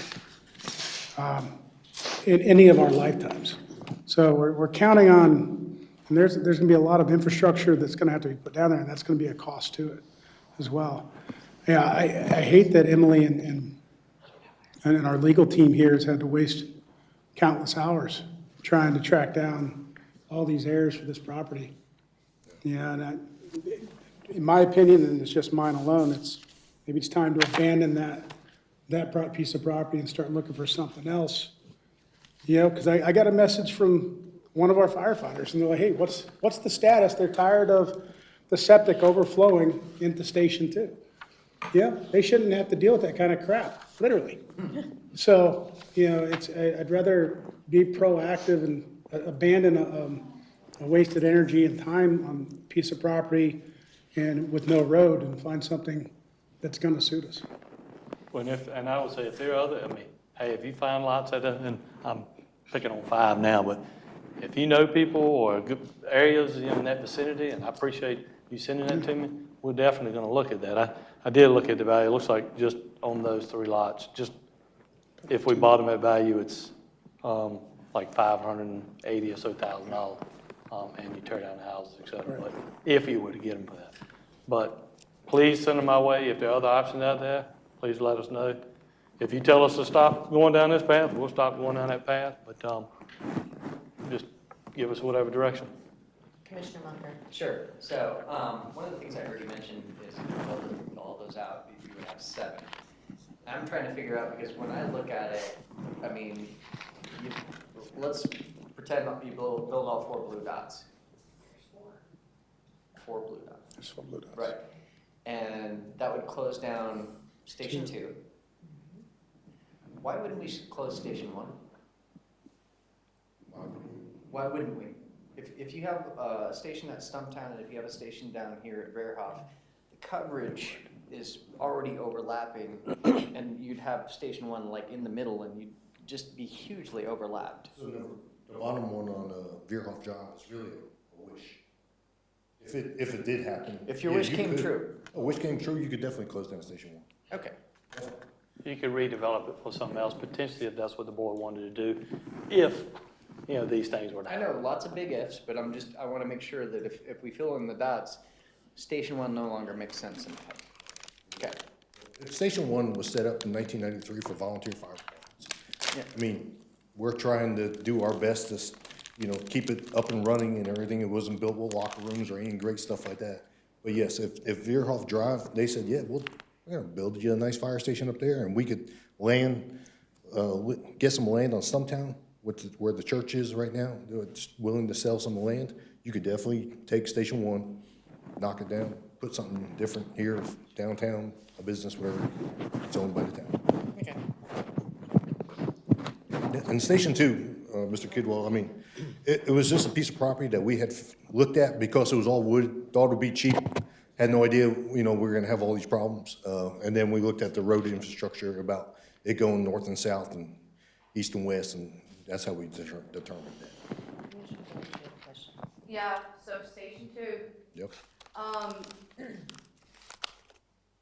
would you guys ever be interested in meetings like maybe a mile from the current location? Less than a mile, actually. Down Betty's Ford? Gilead. Down Gilead. Yeah. On Gilead. I don't have a problem with that. Okay, because I mean, I have ideas, because there's land for sale, like right there. So that'd be worth looking at.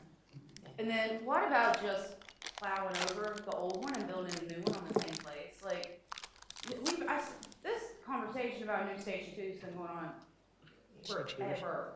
Just the other day, the boring machine went from the property that you own across the street and bored underneath 73 and bored into our septic system. So now we're stuck with a pumping truck out there every week until the Duke Power, who did it, decides either are we gonna connect the sewer or are we gonna have to move this whole septic system to the other side of the station? So that's what we're faced with now. And, Mr. Kidwell's right, I deal with this stuff by the weekly. I mean, it's a shame that somebody would even, do something like that. I mean, what do we do about it? But now we gotta make this decision, and, when he came up with that property, I was like, okay, let me look at it real fast, because this might be a great option, and we just pick up our stuff and move, and if you got something, I mean, show it to us. I mean, that's the thing. If anybody knows where there's some land, this number 2 was just a, like I said, looked like it was gonna be a really good 6-acre spot that was gonna be somewhat, I thought, cheap. But yeah, we have to make a decision. There's no expansion on that station. You can't because of the Duke Power right away. You can't go There's a up. way to go up or Nothing. anything, or. Nothing. The only thing that could be done with that is to leave it as is because of the Duke Power right away. And they would still be on septic How would you unless like they to be can. on 73? Not further down, but within the same circle. The problem with 73 is it's just so busy. Getting lefts and rights out of a 73 with a fire truck is tough. What about 73 at an intersection with a light? It's tough. I It mean, you is. have the property across from the gas station.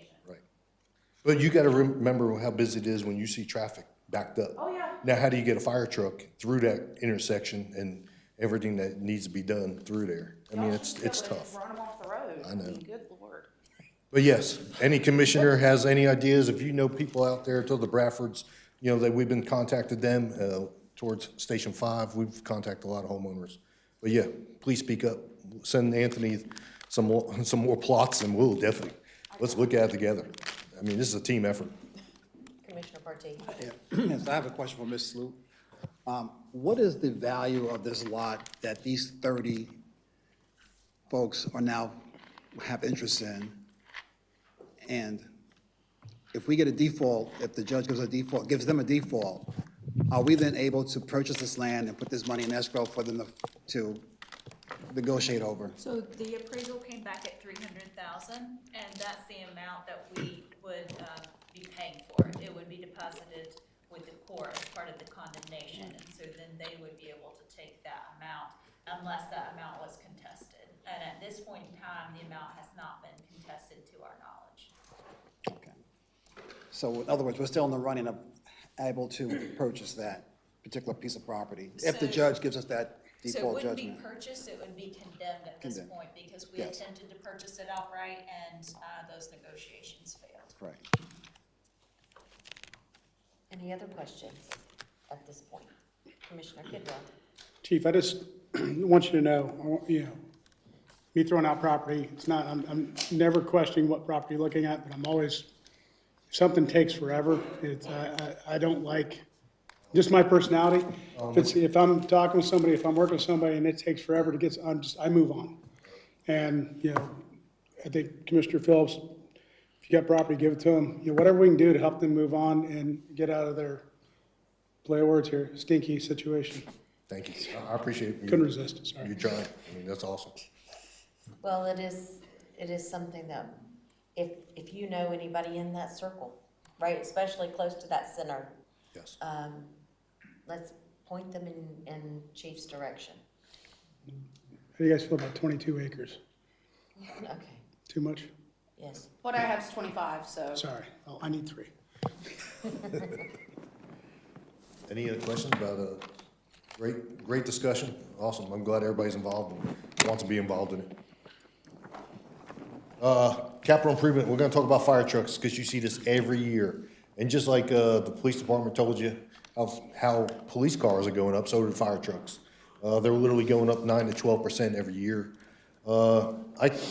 Heavy rescue number 1 was going to be replaced in 2024. We have, of course, our own board made up of citizens that have fire service experience and been in the fire service, some of them 20, 30 years. There's 10 of them. We sat down together and decided not to replace Heavy Rescue 1 at $1 million cost, but to take that same apparatus and refurb it. It is one of the very few apparatus that you could do that with, because it's a specialty truck. It doesn't, it's not out there every day. So rather than spend $1 million, we're gonna take it to a company that does fire truck restoration and upfit it, and we're gonna see if we could get another 10 to 15 years out of it, and a savings of about $500,000. The same board that I give credit to looked at engine number 3, which was also supposed to be replaced in 2026, and that's that line that you see a couple down. The manufacturers were telling us that it was gonna be about $1.2 million. Right now, we're buying trucks for about 9.6. So they also told us that it was gonna take 2 to 3 years to build it. So what we did as a board, we said, hey, just buy the truck now. We're gonna need it anyway. And again, we could save over just under $300,000 just by ordering now. And we're not gonna get it till 2025, 2026. So both of these things, this is a way to save money. We can't save much money in the fire service because it's so expensive. But when it comes to manpower, apparatus, and fire stations, we can at least try. And this was, I thought, a really good way to, to make this happen. Go ahead, sir. So, don't shoot me, board. With the future Burkdale development on the golf course, going in right now, I think 90 feet is that hotel over there, Hotel Convention Center. Do our current ladder trucks or tower trucks, are they equipped, efficient to get above that in case there is a fire? Or do we need to start exploring trucks with bigger, larger capabilities? This was a great question. It was brought to me within the last week or so.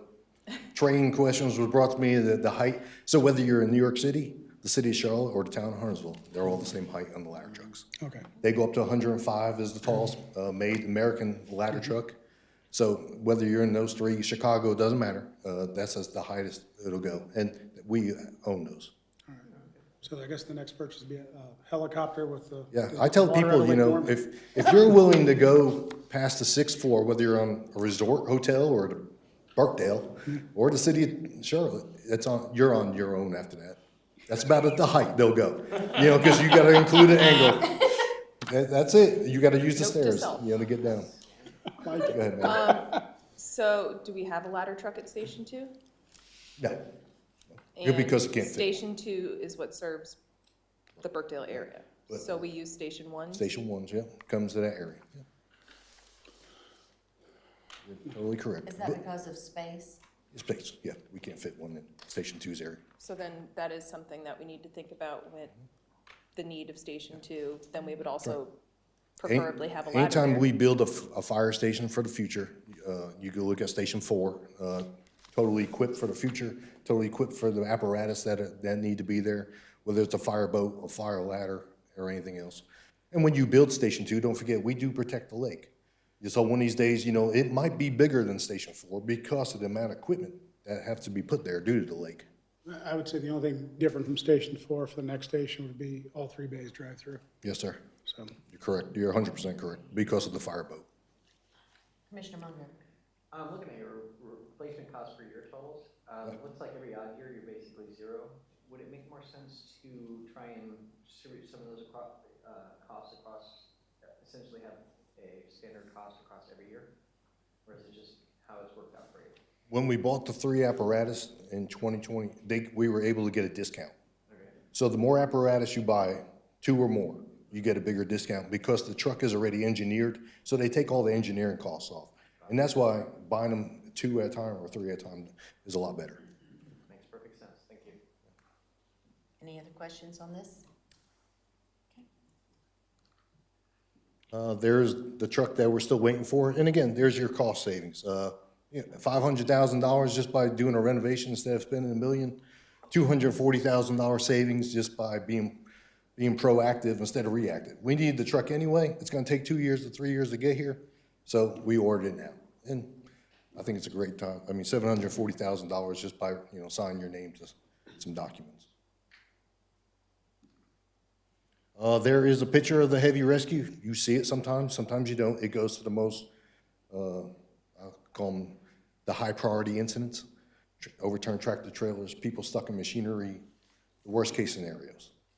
That's why it's not used very often, but it is there it carries the jaws of life and every other piece of equipment that could possibly extricate you from harm. There is a equipment need. There's about $280,000 in equipment on this truck from all the different types of equipment. I know this is a bad word called Colonial, but I'm going to be working with Colonial Pipeline. They have a grant, and they're waiting for our estimate of the equipment that is on this truck to see if they could do anything for us.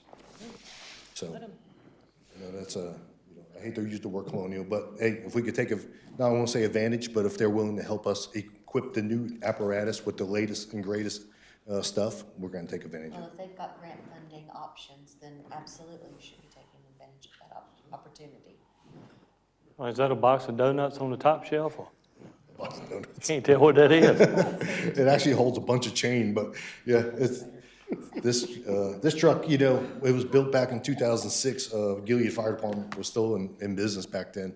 You know, it served a great purpose for the Gilead Fire Department. It was obviously given to the Huntersville Fire Department when we merged and everything, but it just needs it needs some upgraded stuff, and that's where the point is. We're at now. It's still in good condition. And I hope you like my little snowman in there. Any questions about that part before we go to raises? Yes, sir. As far as equipment needs, does that also include, how are we doing, air tanks, masks, things like, I mean, those apparatuses, are we still good on those, or? So that equipment is basically strictly the equipment that's on that truck. Right. I will come to you when we buy radios and the masks and the SCBAs. Yeah. We we go on with Charlotte when they're doing it. Okay. Because we get the best bang for the buck. When you're gonna replace, 4,000 radios, we did it once before, I can't remember how many years ago, but we said, hey, they're gonna replace their radios, how about we do ours? Because, we wait for the big dog to do their part, and then we jump in with them. So when that happens, we'll definitely let you know. And right now, it's not in this budget year. Commissioner Partee? Yeah, Chief, capabilities of putting out a lithium battery fire, with the increase of EVs on the road, do you need, or is there a need for more apparatuses to do that? They're coming out with more of the equipment to do it. New York City is getting a lot of calls, like in high-rises, that these lithium batteries are starting fires, and they're having to transport these lithium batteries down in special containers down the stairs or down elevators to get them outside, because it's cost so much, the water that you need to put them out. Thank God we have not had a problem yet, but the technology in the fire service has come a long way, and the manufacturers are coming out with ways to finally try to pierce these battery containers to get the fires out, especially on the cars. Commissioner Munger? Yeah, just wanted to space back on the radios, and this is probably way too simplistic of a possibility, but I know the police department's looking at replacing their radios as well. You're able to get mass discounts based on volume buying. Is there any way we can get the police department into that as well, or is that just completely a different realm and it doesn't work? I never looked at actually the police radio to see what make and model it is. But I know when we do radios from the town of Cornelius to the town of Pineville, we all jump in at the same time, just the way they're all the same make and model, because we're all in the same system. Is that fire and police? Or Police, just fire? I'm not 100% sure, sir. I don't want to put my neck out there and say, yeah, they're on the same one, but, Maybe worth the conversation. Yeah, it have a definitely conversation with chief and say, hey, because if we could save a couple bucks. Oh, yeah. We'll check and see. I think they're different radios, but we'll check and see. Okay. There is a Definitely can make legal more. term called piggybacking, so if somebody has bid radios and they got an awesome price and we can get the vendor to agree to that price to us, we usually participate. So if Charlotte CMPD got a great price, we might piggyback on that bid. Right, I was just thinking, fire and police, you're on the same kind, I get you're different, but it's the same realm, so if you can tie them all together, tie them all together. Yeah, there's a lot of things that we try to piggyback on, because, when they're spending that kind of money, there's always a better discount. So any kind of discount we could get, that's the way we'll do the same. Any more questions? Employee compensation is one of the biggest problems we've been faced over the years. Mr. Boone has helped us out over the last couple of years with sitting down with him and Derek over what we need and where we need to be. So basically, we're asking for about $2 increase per hour for the employees. There's your current pay scales. And this year, all we focus on is Mecklenburg County. We don't compare ourselves to the city of Charlotte because the pay scales are way over what we're at. So we looked at Mecklenburg County as a group and where they're at. I think me and Anthony were kind of shocked last year or the year before when one of the county managers, proposed a $19 to $20 per hour for the county fire departments. And they never told anybody else. And, then they settled on $17 an hour, I think it came to. And so it would have been nice to just been in that same conversation to say, hey, what's the town's pay? Because we just want to keep up with everybody else. We ain't got to be the highest, but you definitely don't want to be the lowest. So putting everybody at $2, you'll see that if you raised, $15.50, you'll be at $17.50. And this does not, coincide with, right now, we don't know if they're going up higher. We have no idea. They might all have raises that they're putting it might be past $17 this year. I have no idea, but we're just trying to keep up with everybody else. Questions about raises? It's a pretty simple one, I know, but we're just trying to keep up with the Joneses, I guess, at this point, or be a little bit above. Commissioner Phillips? How many employees do you currently have? You're gonna see a slide at your next one when we start talking about full-timers, but we used to have 120. We're down to 100. Okay. Chief, are you going to have a slide on recruiting right after this, or is this? Yes, sir. Okay, I'll hold my question. Okay. $2, just a flat 2, or is it 2 plus COLA? We have no COLAs, man. Okay. $2 now. Once the bottom firefighter rate goes up, we put $2 down to everybody's rate.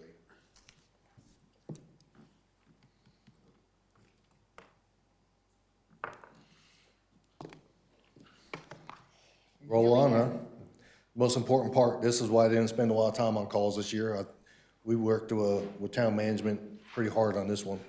And this will bring up, I think, a lot of discussion as we keep going through this. So there's your 22 current model. Huntersville Fire Department has 18 people on duty on 6 apparatus, 15 during at night on 5.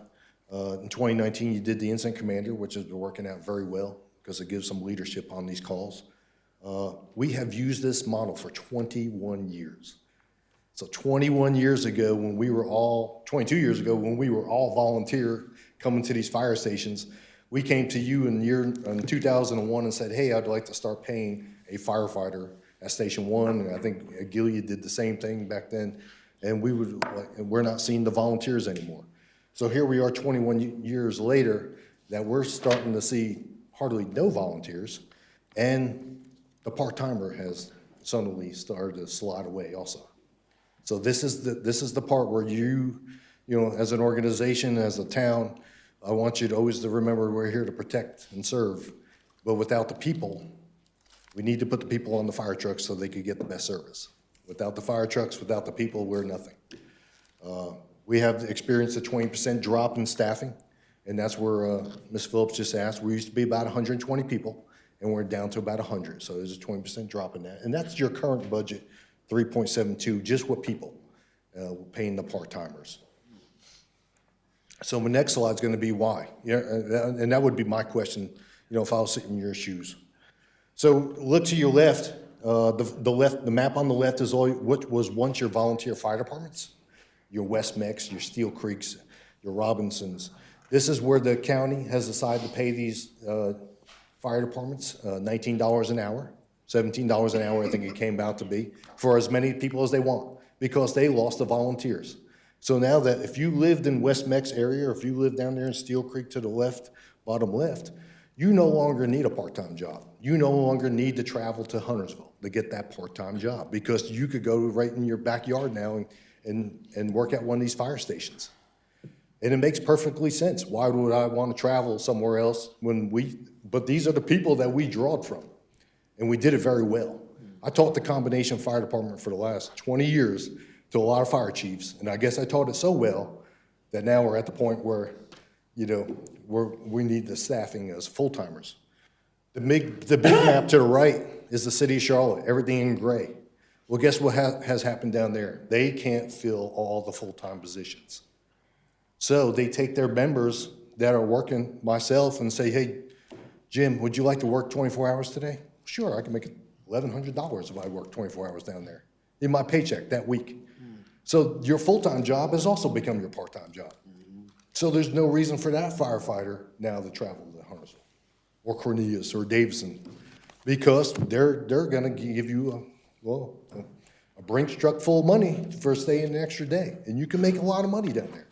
But when they're short, and the county has decided to pay those other two, all the fire departments to your left, this is where the shortage has come. This is why there's a 20% drop in the manpower part. It's not that you know, a hated person that they don't want to work for. They just don't have to work for us anymore. So I didn't want you to think it was the actual organization, but more there's other ways to make money nowadays. Questions about these two maps? Pretty self-explanatory, huh? You've seen this a couple years ago. Your expectations going from a combination fire department to career, and we could take this slowly. What you're about to see is not something that we need to jump into. We need to jump into it and start. We need to get in the game, but we don't know how long it's going to be that, you know, that we're fully in the game as a career. But when you are at the career part, you'll have 4 people on each one of these apparatus. You'll have about 32 firefighters that are in town every day that'll be at your disposal. Now, does it take more to do business fires and stuff like that? Sure, but this is where you rely on mutual aid, the Cornelius Fire Department, whether it be Davison, or you pull, we call it the big red handle, where I could call the city of Charlotte and get anything I want. So, but you have to start somewhere. You'll need to meet NFPA 1710, and that's where there's 4 firefighters on each truck. When 2 people go inside, they want you to have 2 people outside. The combination fire department or volunteers doesn't have to follow NFPA because they're volunteer fire departments, and we're still chartered as a volunteer. So we don't have to meet some of the requirements that you'll have to meet as a career fire department. And this is why you'll have 4 people eventually assigned to each of these trucks. That's a double-edged sword. Yeah. Because you have a lower threshold of number of hours you can allow somebody to work before you have to pay them overtime than if they were municipal firefighters.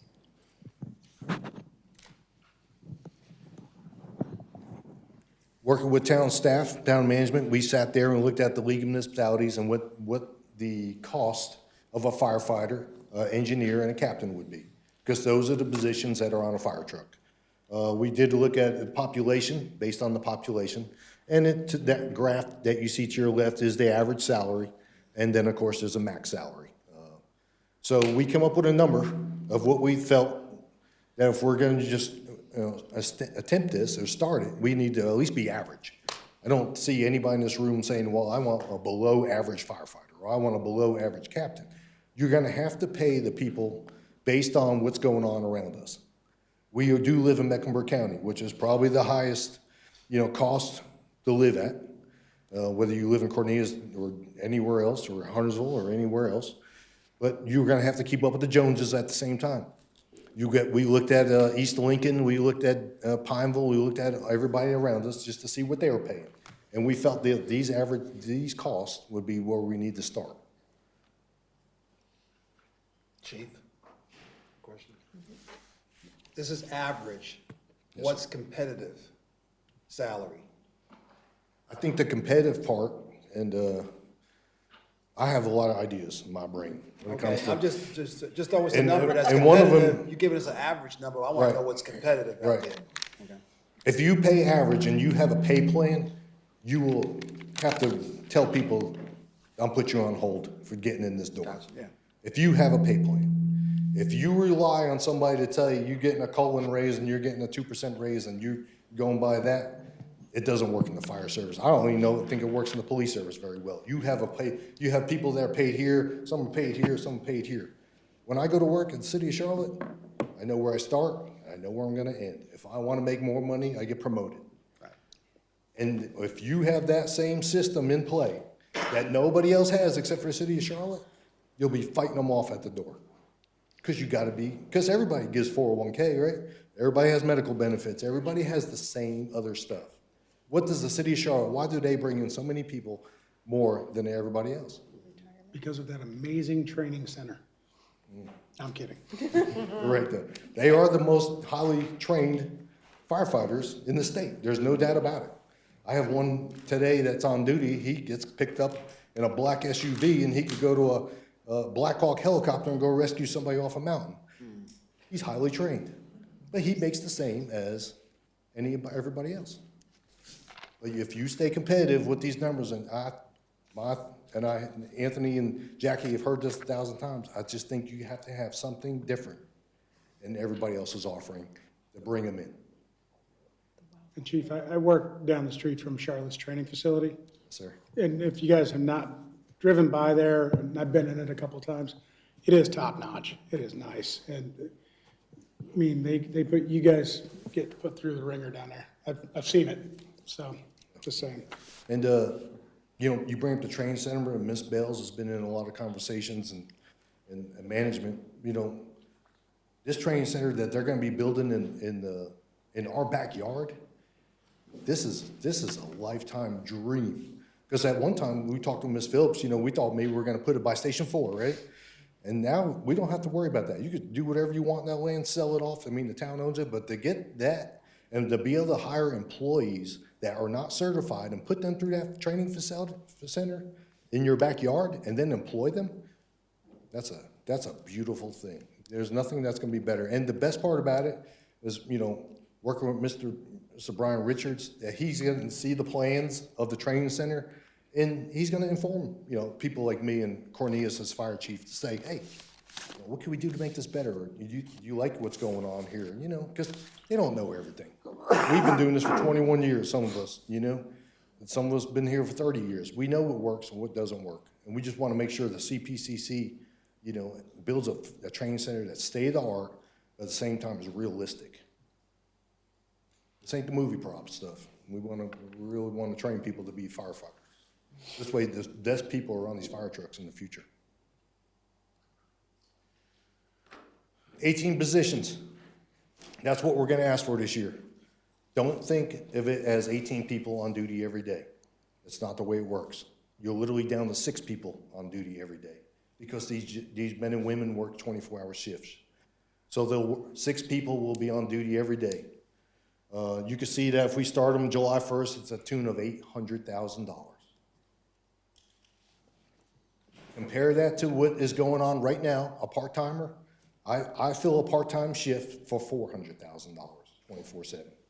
So it costs double. Why does it cost double? Because you have a great insurance plan, FICA, all the other great stuff that town management has told me you have. It's about a 48 to 50% cost increase on top of that.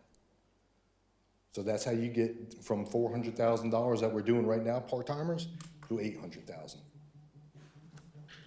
We do want, go ahead. Chief, will the 6 full-time staff members be in one station or sprinkled throughout all the other stations? And that's the part I hope you trust me at. I would never want to see politics get involved in where these men and women are at. I don't have a really good answer right now. Because I think Station 2 that Ms. Phillips loves, is it set up for the people there all the time using it on a septic system? Probably not. Where if they put them at Station 4, which is right down the road, they have locker rooms and a lot better facilities. But don't get involved in where your full-timers are at. Because whether they're full-time, what's that mean? Well, it means they're collecting medical benefits, 401ks.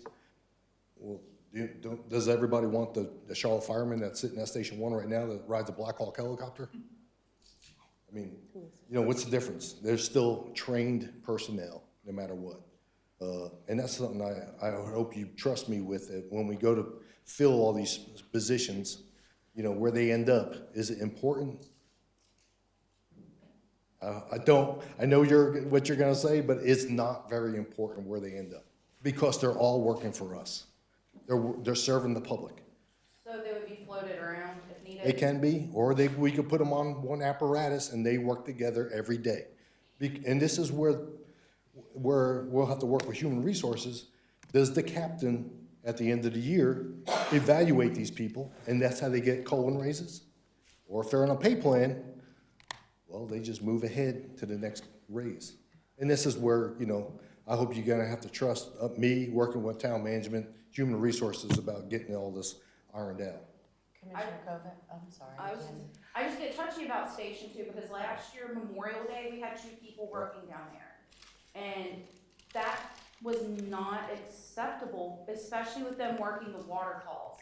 And I ended up taking them food that they could bake at another time because they were just constantly, those 2 fellows just running calls. And no one should have to work that hard. And that's why I'm like, can we float them during certain holidays? I know that you know what you're doing, so I don't need to tell a professional. But for those listening that are probably, oh my gosh, why are they doing this?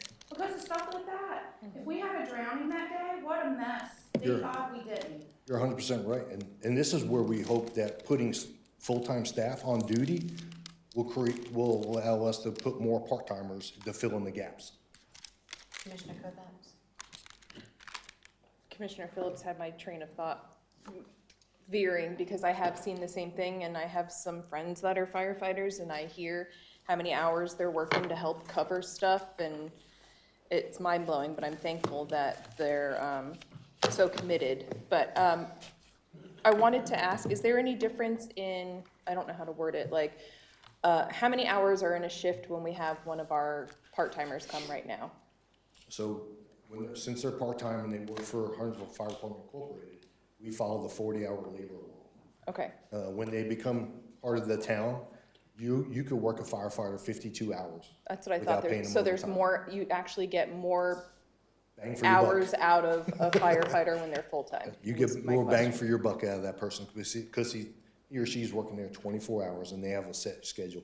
And you'll see the schedule. It's hard to explain the schedule until I show it to you, but you'll see that these people, whoever they are, will work a set schedule and they will be there on the weekends, they will be there on your holidays. It's just a rotating shift of when they work. So it costs more, but you get more. You make sure that someone's there. This is actually maybe a question for Chief and Jackie. So just looking up here right now, 1.2 to start for the full-time. What is, we know that's roughly what, Jackie, 2 cents, 1 cent to the tax rate? 1 penny equals a million. 1 penny equals a million. So 1 cent to the tax rate. What is the ongoing cost after that? Because so looking at additional funding will be needed in 24, 25. What does that look like? And I know it's an estimate right now. I'm not going to hold you to that number, but just estimate. We estimate 9 people, cost 800,000. And so he's got up here on the slide what it's going to cost you in the first year. You're not naive. If he's successful, and he believes he will be in hiring 9 people July 1 and 9 people January 1, the full year cost of 18 people is then estimated at $1.6 million. It's twice the annual cost of 9 of them. Does that answer your question? Well, Now, and then- in the second year, And then so employees we hire are subject to our personnel policy. Today, right now, we give a 5% bump at the end of a 1-year probationary period.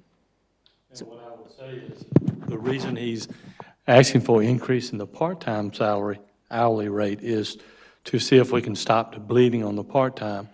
So with the full-time plus the increase in the part-time, hopefully, as you saw him say, a 10-year plan, we don't know yet if that's going to help maintain part-time so that we can, just ease into full-time, over a 10-year period. Right. That's kind of what we're. So my follow-up question to that is, so I see ABC. So I ran manufacturing companies where we run 24/7, and we have 4 shifts.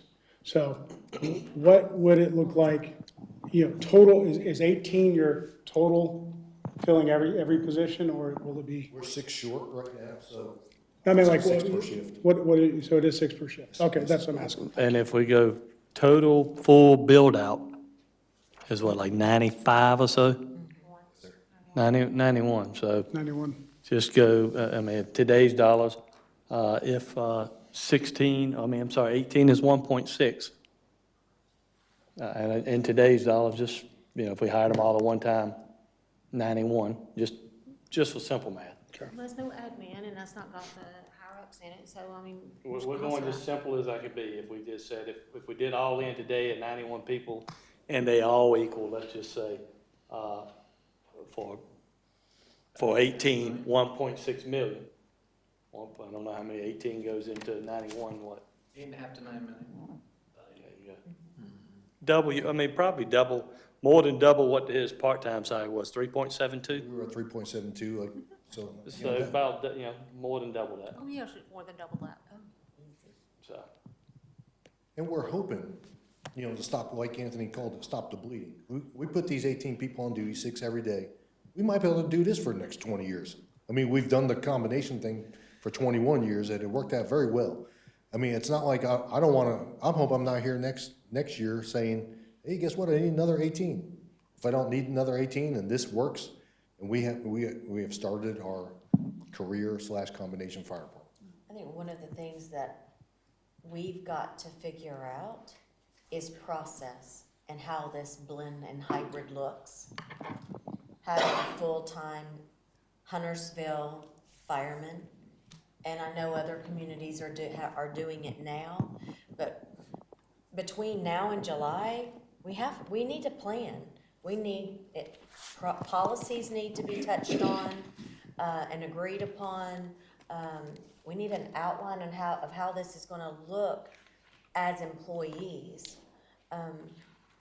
From where I sit, I would recommend that Commissioner Boone and Commissioner Partee work with staff. Let staff start figuring out what policies need to be addressed, and then you all work with staff to start putting some guidelines and some rails in place and bringing that back to the board. Because it's not as simple as hiring 18 people. I totally agree with you. I would like to take the opportunity from February to June, have it all ironed out. And even, have put out the flyers, put out everything that we needed, so we have a pool of people that are ready to go by July. But we need all the back end stuff too, and I agree with you, but we need all that back end piece. I would say if the board directs us to move in that direction, yes, it's going to take quite a bit of time to put the policies in place. It has to, there are very different safety standards to what does the various models look like, because, yeah, they're driving their trucks now, but, how do you handle insurance of a town employee driving a truck? There are all sorts of things, government makes it complicated, obviously, that we have to bring back to you to get on board with if you say move down this direction. And it ain't, going to happen in a month, it's going to take some time. Well, my question is, how many staff members have worked with full-time fire departments before? Who has that knowledge base right now? Man on the wall does. So, I mean, but the policies, all the HR type stuff that we had to go through, I mean, yes, we can borrow and look at other towns, but, the model that they have may not be the model that you want or that the chief recommends per se. Cornelius is different than Matthews, than Davis. All of them are, I think, all of them are actually different. Those three are different in the way they started their process. Chief, I just want to go back to one thing you said about trusting you and manning stations. When I put people in leadership positions, in my own little world, I put them there for a reason. I trust that they're going to put the right people on the right machines. They know what's going on. So you have no qualms with me on that. Thank you. I appreciate that. Commissioner Boone? Madam Mayor, before Derek and I get on this fire truck together, I would like to know, is this the direction the board wants to go? And I think that if it's not, then I don't think we need to put our shoulder to this wheel. So if we could kind of have a nod, is that all right? Yes, we do need some nods. And all you would be, piggybacking on Mr. Boone, all you'd be asking us to do is to head down the path to bring back, those policies, et cetera. One thing that Chief and I may disagree on right now is pay plan. We haven't gone down that path. We may have to, he may beat me arm wrestling, I don't know, but we may have to wrestle on out, because you also got to look at, do we want them to be the same as what police has? Do we move other people? Those are the things we've got to work out. So we got to get that to you to make a decision. Commissioner Kidwell? I'm all about exploring and bringing us back something. And the reason I say that is there's a cost to this. There's a cost. It's going to, so I want everybody to listen up here. This will impact the tax rate. This is 1 to 2 cents initial, and then potentially 1 to 2 cents after that. And if you look at other municipalities that run full-time fire, it's anywhere, once they've got it fully loaded, it's 7 to 9 cents. It's what their cost is, so. So we got to take the 3 million out for part-time, so I think it's closer to 6 or 7 million. It's still 6 cents increase. Absolutely. And that is something, and that's my point is, there's a cost to this.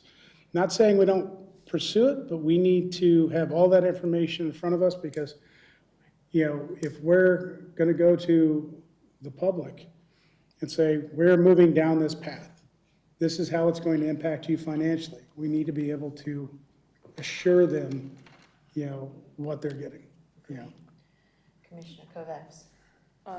Yeah, I think, the cost of what it's going to be is worrisome, but basically point blank, do we have a problem with getting firefighters or having them here if we're down 20? Fire and safety is not something that we can really negotiate, so I'm on board with Look, what? Well, I mean, our police are down.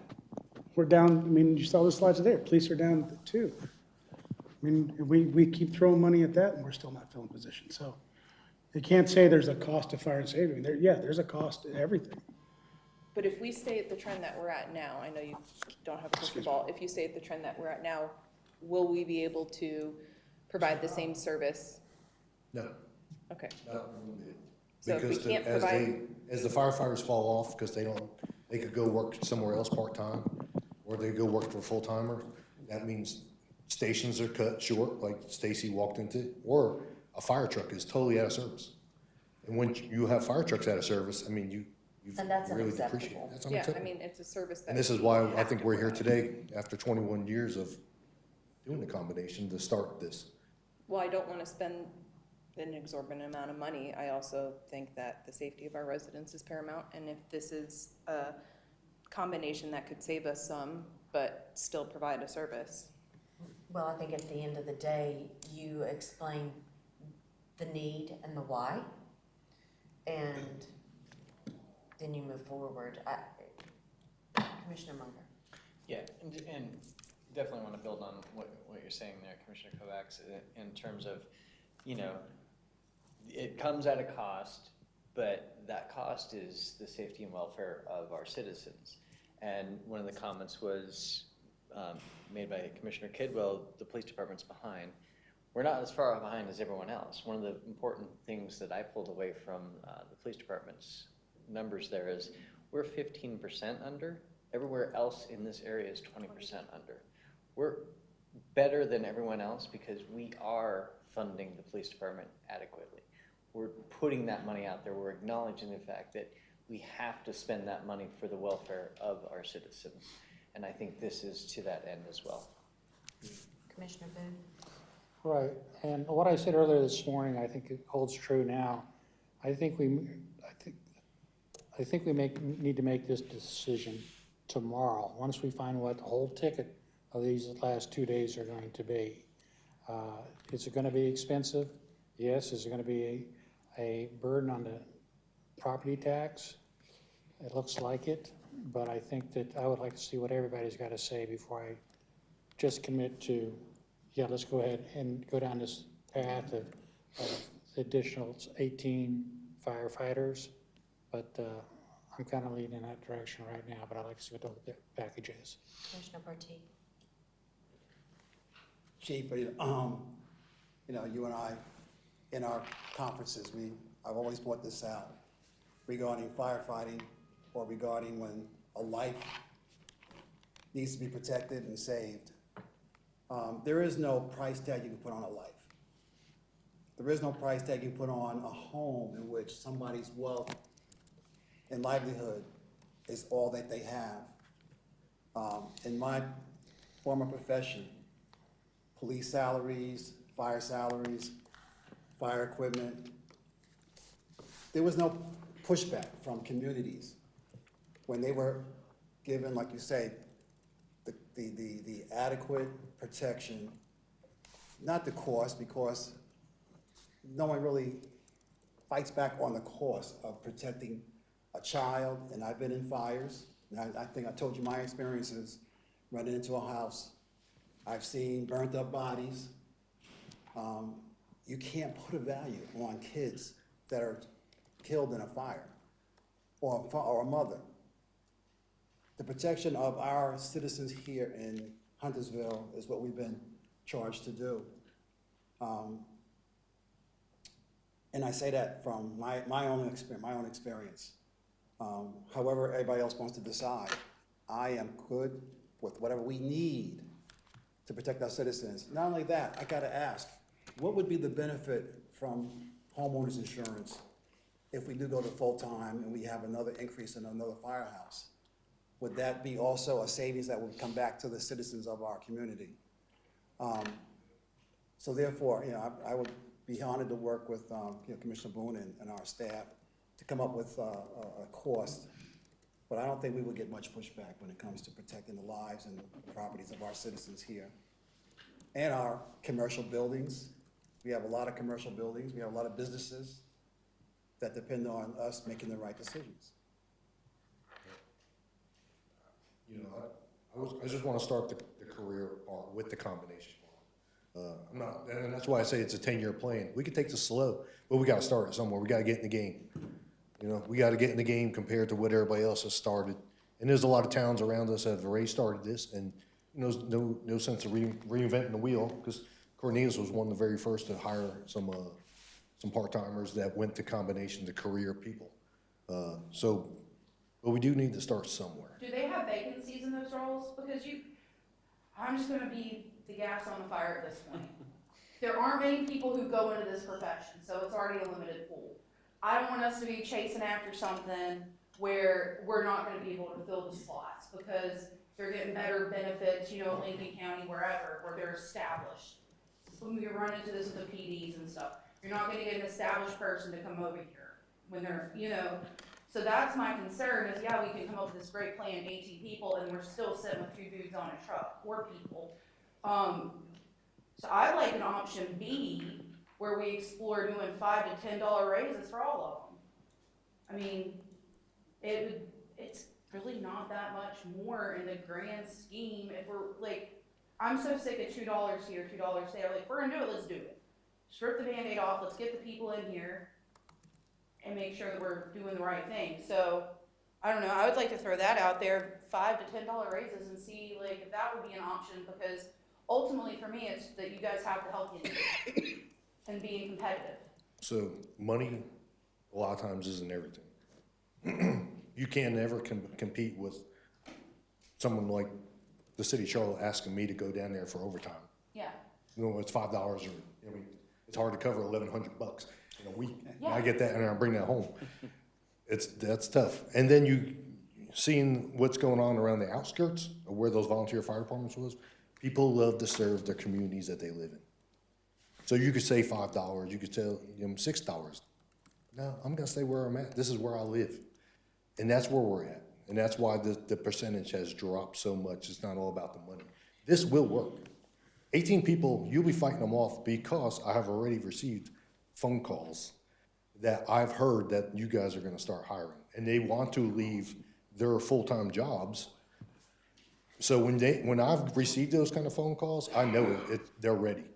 You know, and they're gonna come to you trained and ready to go. But and this is the first step, obviously. And it might be, we hold off after this first step for a while, who knows? But at least the options are there. And plus, don't forget, you already set aside money for part-timers on these fire trucks, 6 of them. So lucky enough, we're kind of like in the game already. It's not like, you know, we're just starting from zero. You know, you're already $400,000 on a fire truck. Does it go to 800? Does it need 800,000? Yeah, but that's because of your benefit packages and stuff like that. But you got to get in the game. Yeah, Commissioner Phillips, Anthony and I had this conversation with Chief too, in the beginning, when we were starting to banter this or idea around, and I said exactly the same thing. Could we not throw more money at it? At part-time. You know, At could we part-time. go Right. $22 an hour, and would that solve the problem? And we got the same response. Basically, no. Commissioner Kovacs? I was going to ask, so when you're able, so in this position, people that are able to retire from Charlotte but not yet ready to stop working, could then they potentially come work here without messing up their retirement? Yes, ma'am. But then they get double retirement. They get into the state system. Yeah. Charlotte's got its own system. You can take East Lincoln Fire Department, which is across the way, right? You probably know a lot of East Lincoln firemen. They're not part of municipality. They're just got 401k medical benefits paid to them by East Lincoln. They want to leave. Why they want to leave? Because the retirement that's you're offered, and they want to come to a place that they also have promote. You know, we're starting the system at the bottom, right? We want to fill the trucks first, and then you want to. It's easy to say, hey, we're gonna go hire a fire chief. Well, if you're at the bottom and they already hired a fire chief, you got nowhere to, you know, where do you go? So this way we started at the ground level, right? And if everybody's been in the corporate world, you work your way up and you want advancement. And that's why we're doing this slowly, and I think we could take full advantage of it. So that's another pool that we could draw people from those. And you people can finishing their promote life. from within. You know, one of these days, you're gonna have assistant chiefs, you're gonna have a deputy chief like that was up here for the police department. Promoting from within, moving up these people up. And that's what makes a career out of this. But, Commissioner, oh, sorry. I was, Commissioner Boone has something. Thank you. Chief, correct me if I'm not wrong, but Cornelius tried this with 4 full-time town employees, and now they have none. How come that system failed, in your opinion, or do you know? I don't really wanna say why it failed. You know, everybody's different. I don't You know, want to, did they move I don't want away? to take up for my neighbors for the north, but my understanding is they did budget some full-time firefighters, and there has been turnover in that, and that was 3-5 years ago, and they've seen that they need to add additional full-time firefighters. I don't want to call it a not success, but lower paid positions in this economy have experienced a lot of turnover, and firefighters, 46 is not a lot of money, and that's the average wage paid when firefighters in population range from 25 to 99,000. $46,000 that's average. That means there's some people making less than average. There's some people making. Davidson had the same problem. They have had turnover issues, they've had problem filling part-time positions, and their methodology to work on it is to create full-time positions. Some of them have turned over, and they've begun to add additional positions. Well, then I would say we need to make sure that we learn from their mistakes, if this is the direction we're going. I'm glad you said that, because one of the things I have learned is that when all these towns hired, they hired just for one position, the firefighter position. If Dan Boone is more qualified to be a captain, because he comes into the organization being certified with experience, they missed out on him. So this way, we're opening up 3 positions. We're opening up 3 options. Maybe Derek could be the driver, maybe Miss Bales qualifies as a captain. We don't want to miss out on anybody. And this is why these people leave these positions, because there's nowhere for them to go. They haven't created the other positions. I like the idea of me being a captain now. I know you do. More of a Can chief. I interject one more thing too? In FY '23, we estimated 1 penny on the tax rate would generate $1,020,000. If you're mad at me and Patty, because me and Patty haven't told you today yet what a penny will generate in FY '24, and you're like, oh my goodness, I can't wait till tomorrow when they tell me, be mad at us today instead of tomorrow, because we're not going to tell you. We're not going to tell you because we don't know. We've asked the county what our new value is, and the county indicates the county doesn't have that done yet. And so if you're waiting to see how much a penny would generate on the tax rate in FY '24, I'm waiting too, and I'm not going to be able to tell you tomorrow. So my guess is that it's going to be a penny on the tax rate will generate more than $1,020,000, because you heard the same presentation in December I did, that values have gone up, but I don't know what a penny's going to generate. So could 1 penny cover $1.6 million? I don't know, maybe, probably, close, something. Your comment earlier, Commissioner Kidwell, please be cognizant, once he hires 18 people, let's assume a penny and a half would pay for that. That's a penny and a half on the tax rate forever, because once he gets 18, unless we lose the need for those positions and don't fill those positions, then that's going to be an ongoing cost forever. I'd like to respond directly to what you asked earlier about how much it would cost. When we estimated it would cost $800,000, the specific details around that is Chief DeToley, Laura, our HR director, and I sat down in a room, and we took those average salaries you saw. We didn't increase them by as much as $2,000. We estimated what we thought it would cost based on what those municipalities are paying. That's 25 to 100,000 in population. As the planning department pointed out this morning, we're already over 66,000. So all of that population range is not comparable to us. Frankly, I'd recommend we discount the folks that are under 50,000, because we're unlikely to be competing with them. In addition, if you're looking to go to work for us or Charlotte, think about the competition between our nearest neighbor and what they're paying. So there is a case to be made that it might even be more than that, but we're going to do the best that we can. Thank you. Commissioner Phillips had her hand up first, please. So I was gonna say, I don't wanna see 25,000, that's so irrelevant. I wanted to see that number with 50 to 100, not 99. Because that's on trend, or even go 60 to 100, because one day we will be 100. So it's best just to look at what we're dealing with now and long-term plan. My concern with pulling from places and having folks come in is I am concerned that we are gonna have people coming in at the tail end of their careers, and then we're gonna be paying a ton of retirements as people roll off with those positions. Because we pay those things forever. And that, I don't want us to get in a mess where that's where their landing spot right before you wanna retire, and then you get a cushy gig with Huntersville, and then our taxpayers are floating a lot of that. So the retirement system charges us the same rate for every full-time employee. We don't pay one rate for 20-year-olds and a different rate for 55-year-olds. That would be true if they got the separation allowance that law enforcement officers get, but today that's not a thing. And our retiree health insurance says you have to stay here 25 years, and then it ends at the age of 65. So if somebody came at the end of their career, they're unlikely to qualify for that Okay. benefit. And all I would say is, I hope the chief is right, that they're gonna knock the doors down and stay here forever. But my experience is the same thing with police. It's gonna be, it's gonna be a revolving door. We gotta be competitive, like we have in the police.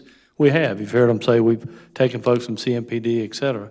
And CMPD has a pay plan, they have great salaries, they're down 400 people. I don't know how many of the chiefs down in Charlotte Fire, they may be full to the gill, I don't know. But it is, it's gonna be tough, but it's just the nature of the beast. Not everybody wants to be a policeman or a fireman. It's a tough job. But we will be competitive if we go down that path. You have always done that. If this is the decision you decide to do, we will be competitive and bring people in the door. We're gonna lose people.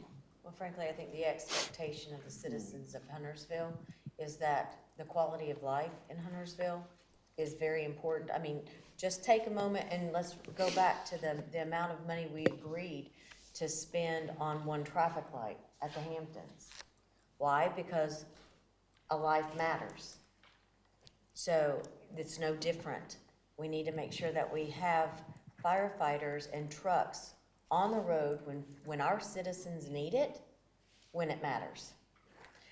Commissioner Partee, you had your hand up. Yes, Jackie, you're just indicating that based on other villages and townships that have the same population as we have, that's how we gauge our salary.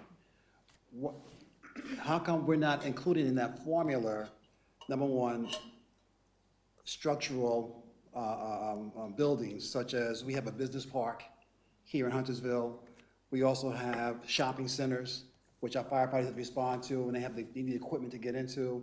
In addition, we have a small village called Birkdale we have to get into also. So when we evaluate or look at salaries, instead of population, what about the land mass that they have to cover and the structural buildings that they have to respond to in the event they have to get to a fire or an incident?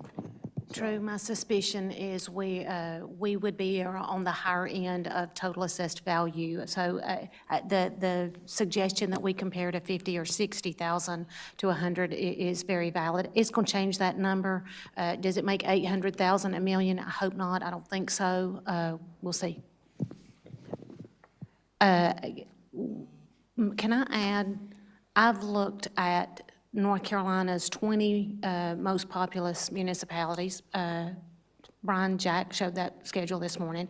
To my knowledge, we are the only one that accomplishes fire protection via contract as opposed to employee. So that's compelling to me. We certainly are an anomaly and have been successful in that for a long time, which is one of the reasons when you look at Mecklenburg County, we're the last man standing. And it just shows, I mean, the staffing that we put here is, one day I'm wearing a Charlotte t-shirt, one day I'm wearing a Huntersville t-shirt. We're able to handle large-scale incidents, from the smallest incident to the large scale. And I would never employ anybody that I would never send to my house. If they're good enough to serve my family, they're good enough to serve all the citizens here. And that's the way I look at it when I look at experienced people and what they got to offer our town. Well, we've been successful for a long time, but I think each and every one of us knows that this time was coming. We're really hoping it wasn't so soon. It's been a long run. I mean, But it has 21, 22 years, and this is the first little step. And maybe we, just like everything else, we take this step and we see how it works for a while. And I hope we can continue, because I like the greenways myself and the parks and the rec and everything else we spend money on. I'll be honest with you. I live here too. Right. What do you need from us? You need it today? Do you need it tomorrow? Well, I think if the majority's up here saying, no, we don't want to head down this path, I'd hate to go spend a lot of time putting policies and things like that together. But if at least, the majority nod is, you're not making any decision. It's really more of to start work, get the policies, get how the structure works. Anthony, go look at these numbers, because, yeah, I agree, you don't want to look at 25. We want to compare just like we do other employees. We look at that 50 to the 100, there's 15 to 16 towns we compare to that we're going to compete against, really? Not, I don't know, some town out in, I don't know, out on the coast. We're probably not going to pull them from out there if they're 25,000 population. But so we'd want to look at all that, bring it back, tell you what we think the true numbers are, how structure looks, what pay plan, no pay plan, et cetera, et cetera, et cetera. But that's a lot of work. And if it's absolutely not, obviously I'm probably not gonna be sitting there doing all the work, but I don't wanna waste staff time going in that path. But if you tell us to go down that path, we're gonna go down that path and get you what you need to be able to make decisions. And I hopefully don't throw these guys under the bus, but hopefully we can get something, just like we did on here, get something together to at least bounce it off of these guys for feedback to fine tune it, if that's what the board wants to bring back for your decision. Obviously, Chief's gonna be heavily involved, but that's what we need to know. So what are your thoughts? We'll just go around the room. Commissioner Phillips, are you good with continuing to investigate this and maybe crunching better numbers and understanding, having staff look at policy and how we would need to create policy to create this department for these 18 positions? This is not saying, yes, we're gonna spend the money. It's not knowing the tax rate, especially with the property tax reval, like pennies on the dollar. Y'all are talking about a tax increase during the year. People are gonna get real hard hits with their property tax. So I feel like if this is a conversation we're gonna have, then we need to look at other departments and figure out where we're gonna start saying no. I mean, it's a bigger conversation than, I feel bad going after you because usually you're my favorite one. This sucks. Because I know you and I have had a very frank conversation that certain departments seem to get more love, and sometimes you gotta tell people no. So I hope this year, if we're gonna be telling them yes, we're telling others no. Especially since we're heading, or if not already, in a recession.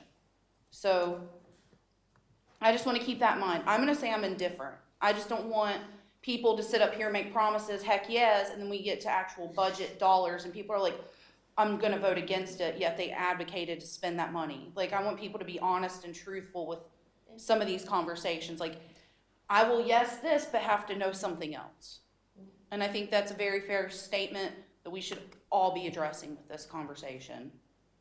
I can't disagree with you on that. Commissioner Munger, Yeah, thoughts? these are, you made some very solid points. We're gonna definitely have to look at the grander picture, but I think it's basically mandatory that we have to take the initial steps to value this out and figure out, is this, so, in sum, yes.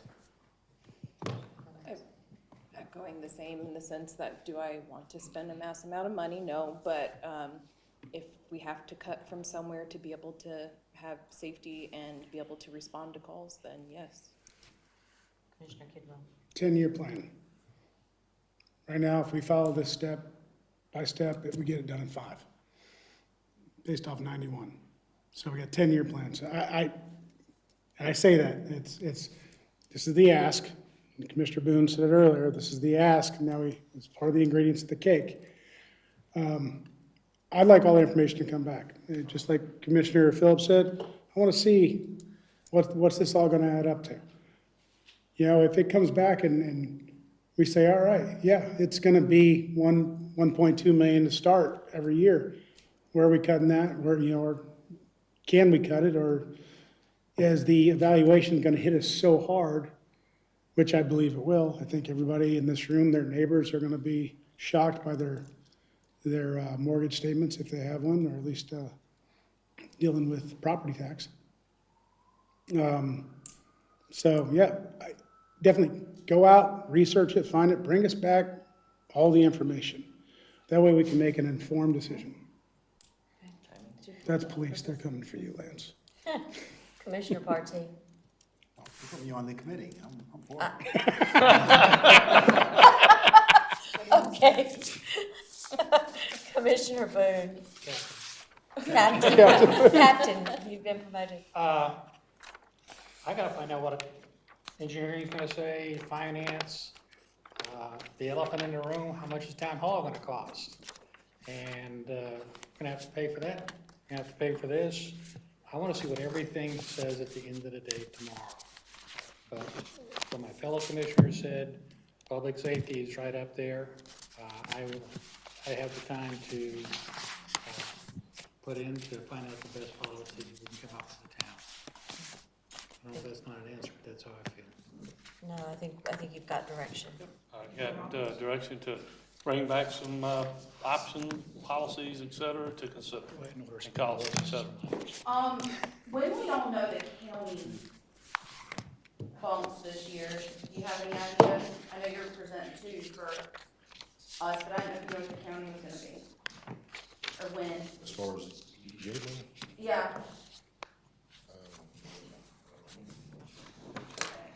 ETJ money. When will the county know what they're recommending for fire salaries? I doubt they say much before budget. April, May. Oh, Lord. Everybody's budget goes public April, May. Okay. Wish I was standing here with the want. This ain't a want. It's a need. Because the sound you heard outside, I can't guarantee that there's gonna be people going up and down that road without the need. And you need people on those fire trucks. You timed that, Good didn't you? touch, good touch. I like that. Thanks for calling in the Do you have, 911 do call. you have a But yeah, it's a lot going on here, but no one's ever seen what a fire calendar looks like. So if all the commissioners were on B shift, which we said we're gonna hire 6 of you, you would work every time there's a blue square, and that's how this works. You work a day, you're off a day, you work a day, and you're gone for 24 hours, and then you have so many days off. And this all coincides with the labor laws and everything else. So when we talked about 18 people, we said, well, there's gonna be 6 on each shift. Well, there's 3 shifts. There's A, B, and C, or blue, red, and yellow.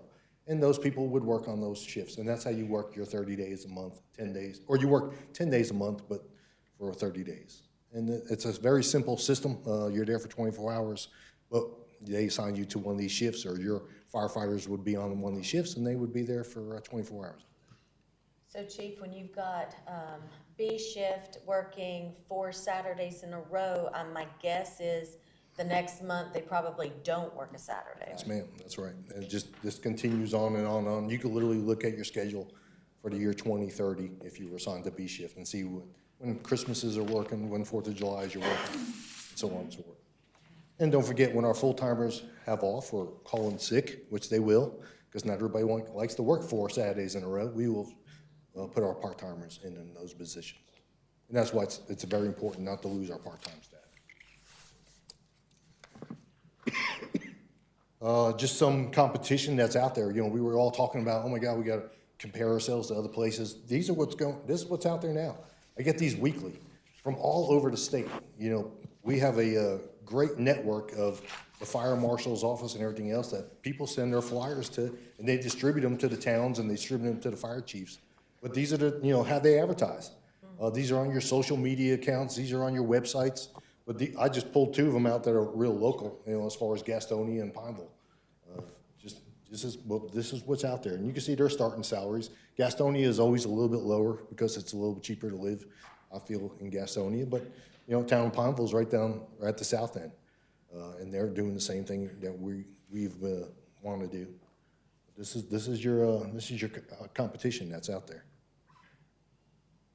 And you can see how they, the 24, 48 work schedule, Charlotte schedule. They put things like that because this is what the firefighters are looking for.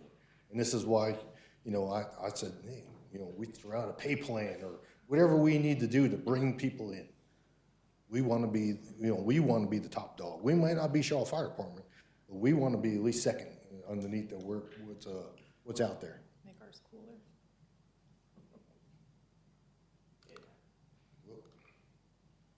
And there's basically their request. Again, it's $2 per hour for the raises, and then to start the 18 employees. Again, we'd separate it. 9 would start right away if we could get them in here by July, and all the T's are crossed and the I's are dotted, and then 6 months later, we'll evaluate another 9, group of 9, and put them to work. Any other questions for Chief at this point? All right, seeing none, do y'all want to take a 10-minute break? Get out of this chair for a second, and then we'll come back in 10 and pick up with electricities. I'll be paying good money to make sure that air conditioning never comes on for the next 2 days.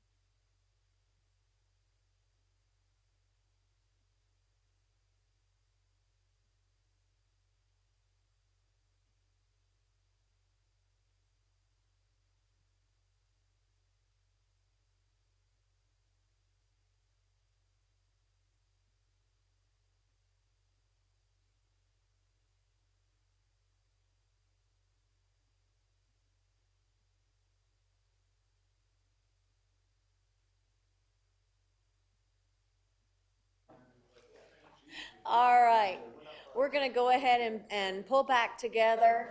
Our next item on our agenda is, an update from Electricities. David, it's good to see you. Thank you, good to be here. And we'll turn it over to you. That thing working? There we go. There we go. Okay, so on my update, we're gonna talk about cost of service study, the capital outlook for FY 23-24, substation update, and technology for the future. So the cost of service study, we commissioned Utility Financial Solutions to look at our service rates. They are about 98% complete. Preliminary projections indicate that there's no need for an increase this year. We may need some revenue neutral balancing between the rates. But basically, this just looks at what are our costs to serve the customer class, and are we recovering those costs through our rates? Hopefully, we'll have that in the next 2 weeks. I believe I'll have the final report. Any questions on that? All right. So the system improvements, the new substation. We have capacity issues, and we've, been working toward building a new substation for a few years now. We're still in the process of obtaining the property, and once that's done, then we should start seeing some movement in there. We'll start ordering the materials and start getting the contracts lined up for the labor to be done. As far as the new growth, new customer growth, there are several residential developments already on the books and several commercial industrial developments that have to be funded, and they are in progress now, some of them. Some of them are in the infancy stage, but all of them at this time are expected to build. What I have shown on single-family homes, we have 762 additional that are slated for construction, and townhomes and apartments, 1,909 new customers coming in, 48 commercial industrial customers. So all of that requires infrastructure extensions, make sure that we have the facilities there to serve them electricity when they need it. And part of that is making sure we have the materials ahead of time. And with the environment we're in now, we're seeing long lead times and increased cost for everything. So we're trying to stay ahead of it, get things ordered as quickly as we can so that it can be here when it's needed to be put in.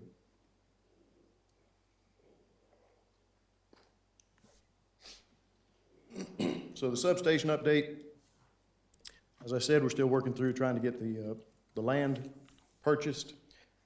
We had gone through a survey and appraisal, and then we've had a title search done that has just come back this week. We've sent that back to the surveyor to make sure that we have everything where it needs to be. There's some issue about a DOT right-of-way. We want to make sure that that's not included in the land that we acquire. And once we secure all of that, the estimate is 2 years to construct the new substation. For technology for the future, there are a few things we're working on. One of them is payment options. We're exploring the possibility of accepting electronic payments. We've had requests from customers that don't want to give their banking information, their routing information. They want to be able to go to their bank website and initiate an electronic payment. Right now, we don't have that capability, but we would like that ourselves because that would cut down on a lot of the paperwork that we shuffle every day. So we're looking into that. It's turned out to be more of a bigger beast than what we had originally thought. We've got to deal with two different banks, Cornelius and Huntersville, and we're dealing with billing software, and everything's got to integrate together. So we're plowing through it, still trying to get to the place where we can say, okay, here's our options. But we are looking for, any and every available option to make this possible. What are your how do people pay now? They can call in and make a payment with a credit card. They can make a payment with a credit card online. They can do an automatic bank draft, but they have to fill out their banking information and that has to be entered in our billing software. How do you do that? Asking as a customer? It's a manual process. Oh. There's a form that you can fill out and email in, or you can come to our office and give your information there, and they will enter it. People can, your office is open, they can come in and pay via cash or check. That is correct, yes. And they can mail a payment in, although Right. you don't really recommend that because there's unfaithfulness with timeliness of getting that delivered. Correct. Yes, that's what we found in the last year. We've seen delays by the post office actually delivering checks to us. We've also seen that what confuses people sometimes is the ACH process. The ACH stands for Automatic Clearinghouse or Automated Clearinghouse. When a customer signs up to make a payment, they pick a day, but what they don't realize is there's a 10-day lapse from that time till we actually get the check. So that's caused problems with people making that payment arrangement the day before they're about to be cut off, thinking that it's going to be credited to their account when it isn't. So we're trying to clean all of that up. If I call you during the business hours, 8 to 5, and get a live body, I can pay via credit card. Can I give them my bank account number and have my bank account drafted? Absolutely. But I can't do that online and say, I can't punch in my banking stuff online and say, automatic draft it. Can I do that? Not at this time, no. Okay.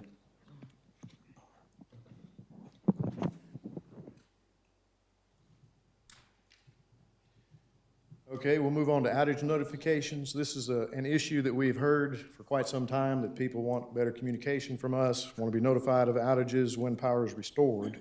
And with the current systems that we have, the only way we have available to us now is a manual.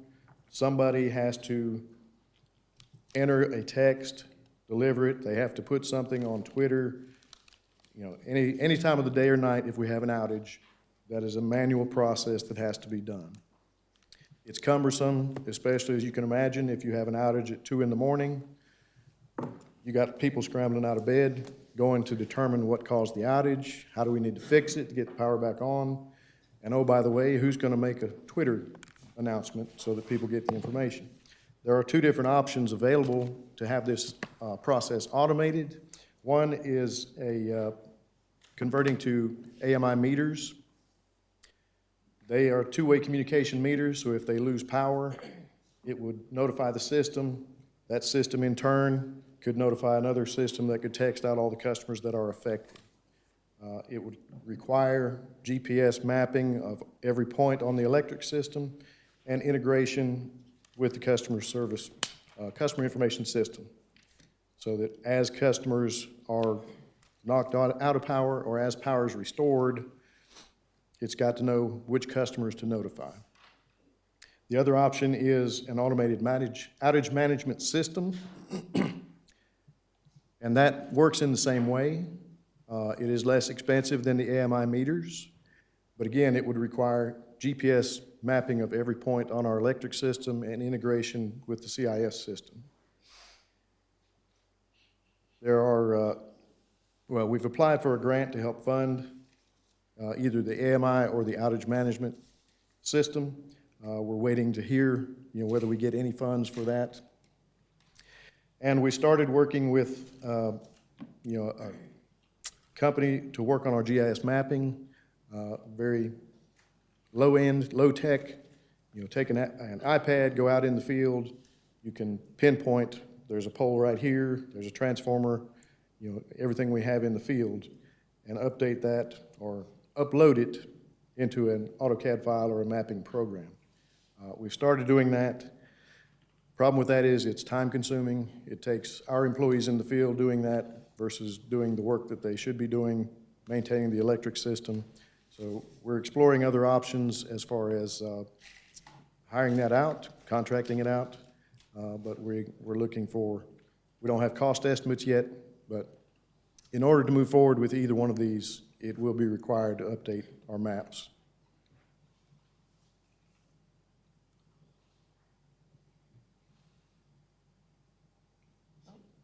That's all I have. I'll answer any questions you have. questions?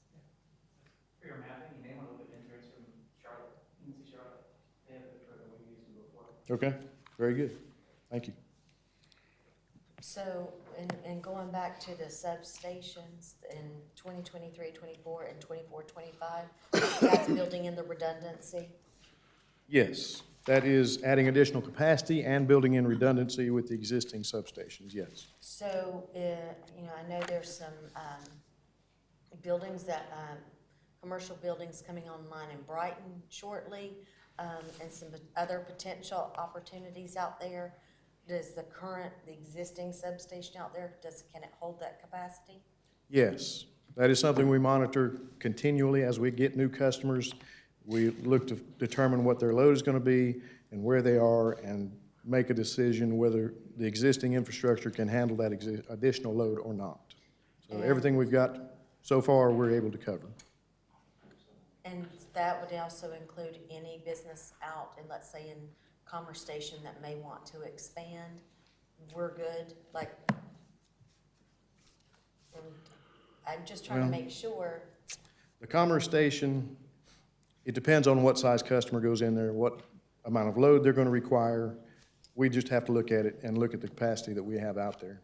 Okay. What we have now is sufficient for what's there. There's some expansion planned at Reynolds, and we're able to handle that additional load. But if we had another high-end user, it may not be able to be connected there. We just have to see. Okay, good to know. Yeah, I think that's probably gonna be something we'll wanna stay in tune with. Absolutely. And then I guess the other question goes back to security and making sure that,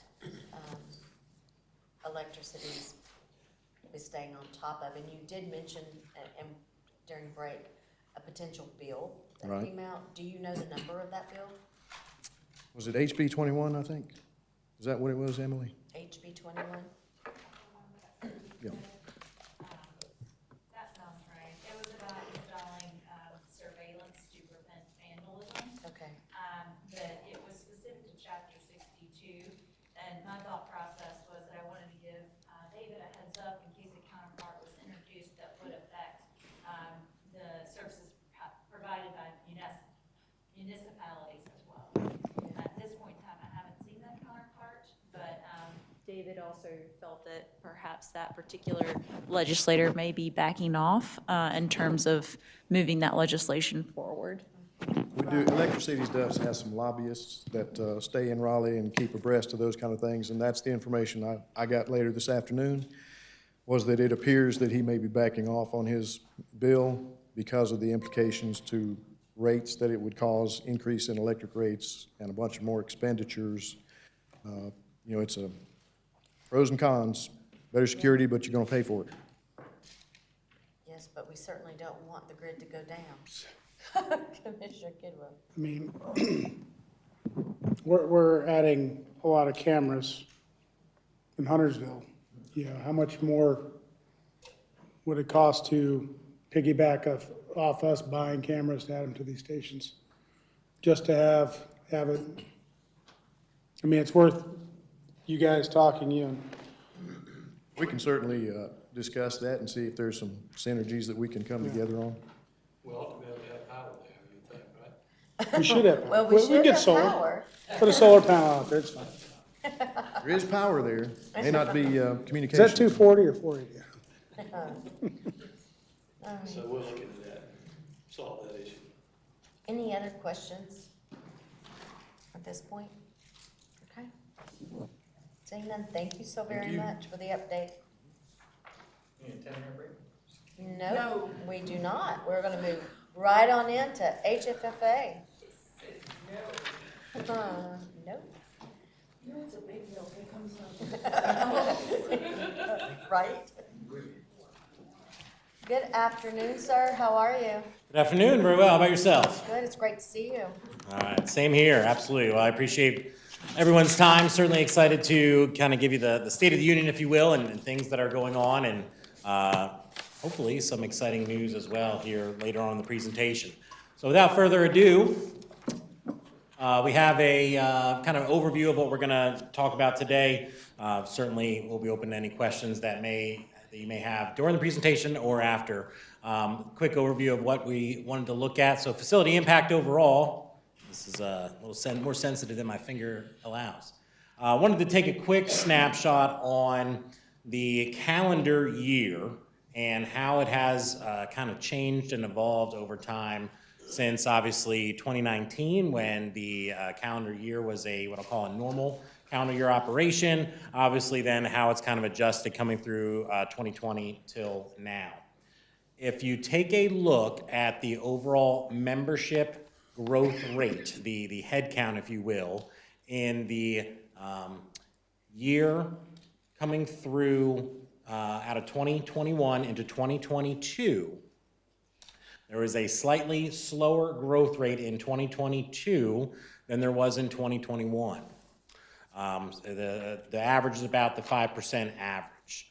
That can be explained in short due to the surge of growth that we saw just based off of the standard numbers when the facility was allowed to reopen in a much larger capacity than it could during the 2020 year.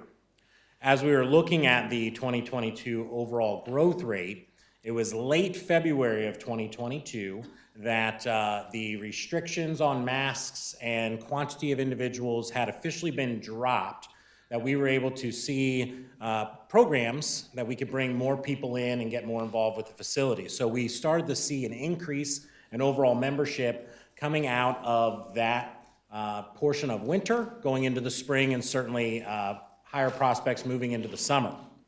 However, as we moved and inched into September, we started to see kind of a change in that process. And while at first that's not necessarily surprising due to a typical winter, in the fitness world, often you see that your Octobers, your Novembers, Decembers, you start to see a slower growth rate. And then January, you see a big uphill rise. So that wasn't necessarily concerning. However, we saw it dip lower than we would have anticipated based on the scholarships we were offering, the membership offerings that we had out there.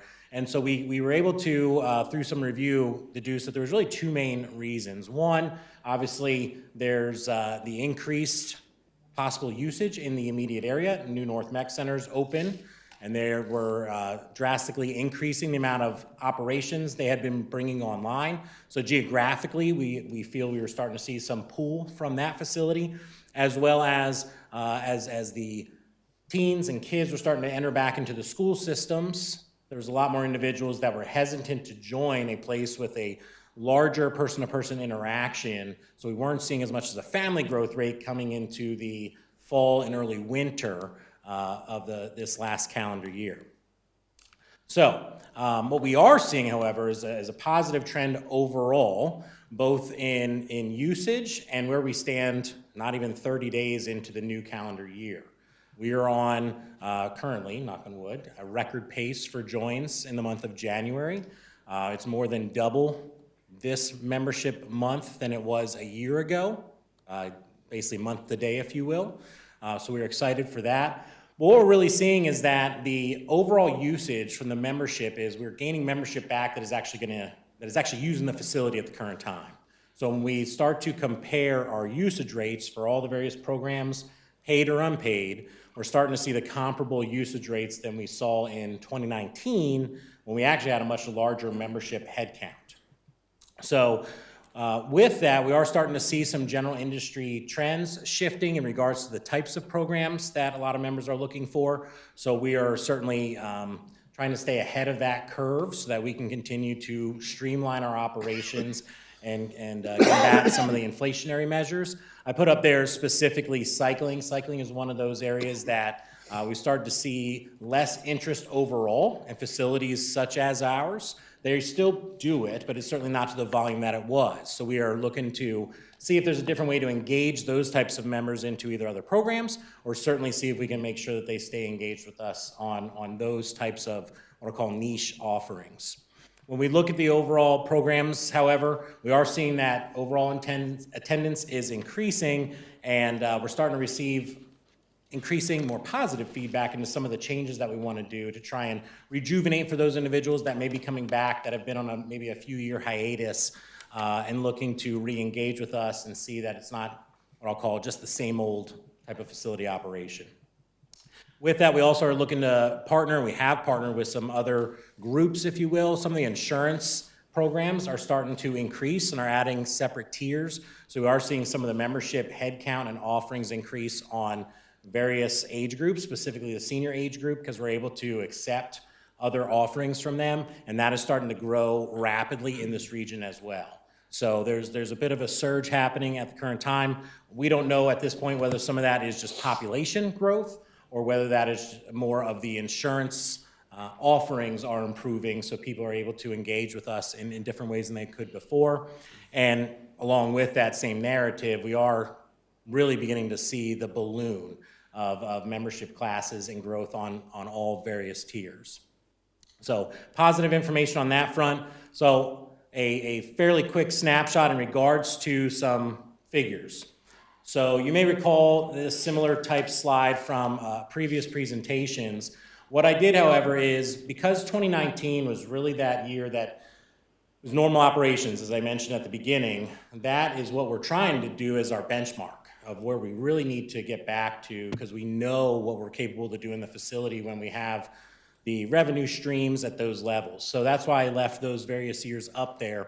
And if you look at where the overall year-to-date revenue, and when I say year-to-date, I'm talking the first 6 months of the fiscal year, so July through December, the snapshot from each individual year, we obviously saw a much larger increase from 20 into 21, and a slightly slower marginal increase from 21 into 22, which is due in large part to that kind of ebb and flow that we saw from membership numbers overall. So when you compare 2022's year-to-date to 2019, there's still quite a drastic overall margin reduction that we are working to shrink that, obviously, because that really sets the stage moving into the rest of the year.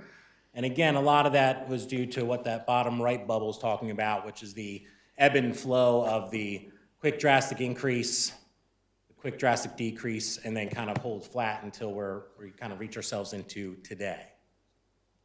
Moving forward, the membership numbers, as I already mentioned, also paint the similar story. This is not headcount. This is based off of the revenue during that same time period, year over year. So when you compare 2019 to 2022, there is still that margin that we're looking to overtake. And so there's obviously from that peak year of 19 to 22, a reduction of about 28%, but a now 4% growth from 21 into 22. Provided we don't see that kind of ebb and flow coming out of this winter, should see a much larger growth going into the next year. I'm not sure who was first. Hand up first. Zach, you're looking at revenue. Has the rates increased from 21 to 22? The paying membership Yes. rates? No. Okay. They have held flat. Commissioner Unger? On this slide and the last slide, one of the things I noticed up here, it says July through December. Are you just looking at that particular 6-month window for each year? I am, yes. Okay, so it's not a full year. Is there any particular reason why? Yeah, so the reason why we typically did that was because this is our opportunity to see if there's any other drastic changes that we would want to consider or change, trying to finish out the year. And so the first 6 months, we get an understanding of what the trailing potential growth could look like. January is an anomaly because January we typically see a bubble of some form. And so when we look at the first 6 months, it's more of what I'll call the State of the Union as we stand today, right? So the fiscal year kicked off in July, and here we stand the 7th month of the fiscal year. It's that snapshot equating year over year. Because unfortunately, I can't speak yet to what this current fiscal year will land on. Nor would I expect you to speak to this year. I'm just curious why we wouldn't see a full year. But, I mean, that's just my opinion. Understood. Okay. Question as well? No, I was looking, do you have the full year told up until now? I know that it would only be half a year right now, but. I don't have it as part of the presentation, but certainly we can pull that together. And remember, our audited financial statements, we have just a HFFA as its own enterprise fund, so that's going to be isolated in our audit report. Now, we don't separate, tell you what membership I mean, I can't tell you, I don't think it expresses membership revenue by itself, but it'll say total revenue and such. It's in our audit report.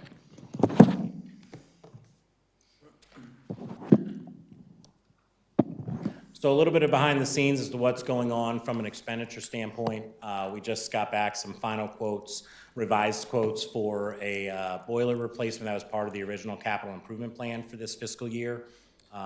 We are looking at, due to operational expenditures that are being incurred, we're continuing to see HVAC being the, outside of general utilities, being the biggest area of reparative maintenance as well as preventative maintenance. And so at the current time, we're getting work done on both the small pool air handling space as well as the locker room space. Along with that, just with the use of having things operating 365, certainly we're seeing some wear and tear on areas that we would historically, but still pool motors, boilers, things of that nature. So as we think forward on what we want to do preventatively, you'll see some of these items that we'll talk about that from a capital improvement plan as well to try and get ahead of some of these other issues that are continuing to arise as we operate the building. Hey, Zach, Yes, what does that M represent? meter, Oh, meter. yes. Thank you. So continuing with that future planning, I briefly mentioned about looking at the various options that we have going on and what it is that membership may want to see as part of the overall operations. So we're continuing to look at, review, and expand overall operations, how we're trying to be sensitive to increased labor, because we're not seeing the surge of other revenue streams as of yet. So looking to see what we can do to either streamline that or add in new unique things, as well as new other paid revenue programs, such as more race series, expanding our summer camp programming, readjusting our personal training structure, maybe including more small group training, some of those things to see what we can do to really try and increase overall pockets of revenue. We're going down the path of reviewing hours of operation and seeing what we can do to, again, get more people involved and engaged in the building. And then along with that, the bottom line, as I already previously mentioned, do what we can to get ahead of the curve to get some inventories for preventative maintenance built up. We are seeing some lag on repairs of all equipment, mainly because there's not inventory being held on the shelves for a lot of the items that we run into. That spans from anything from our HVAC to fitness equipment repairs to a lot of the general repairs that we may run to on a monthly basis. And then as we think forward in regards to some items of consideration, in regards to our review of preventative maintenance and kind of the plans moving forward to try and continue, like I said, either race series, other programs, or provide more offerings for high schools, for the aquatic space. Obviously, the biggest item that's up there is the potential to get the bulkheads on the 50-meter pool replaced. For those of you that may not know that lingo, the bulkheads are the movable walkways that span across the large pool. Most of the time, they sit at the shallow end of the pool, and that allows us to do both short course and long course for all programs. However, they do shift every time that there's a swim meet. It allows us to set the lanes up appropriately so we can meet the requirements of all of those meets. Allows us to separate the pool. If there is a dive meet or other unique type meet going on in the space. The unfortunate side is that they are potentially repairable. We're struggling to get some groups that would consider to repair them based on the heavy workload of what it would take to repair them on site, mainly because in order to get underneath the units, the easiest way is to drain the pool, which is not a desirable option. It takes the pool out of commission for quite some time. And then the costly nature for the other option, which is typically to remove and then repair and put back, is both the transportation costs of that, the delay of the return, which would obviously modify scheduled and planned schedules for events. So one of the recommended options would be to do a brand new replacement on them, which would allow them to have the flotation systems and all the newer technology that they come with today. Preliminary quoting on those, just as we do our general scoping, place them to replace both at the same time would be about $300,000. We also, as I mentioned multiple times here about redundancy and preventative maintenance in the building, we're starting to see some other boiler repairs and aging of those units. And so in an effort to either stop any hemorrhaging of repairs on those units and or get ahead so that we don't have multiple boilers going down at once, to replace another one of the pool space air boilers. And then as part of our growth process and looking to see what we can do to utilize multi-purpose rooms and provide other programs, we have some rooms that could use what I'll call some updating, some refinement, so they can truly be used as a multi-purpose space.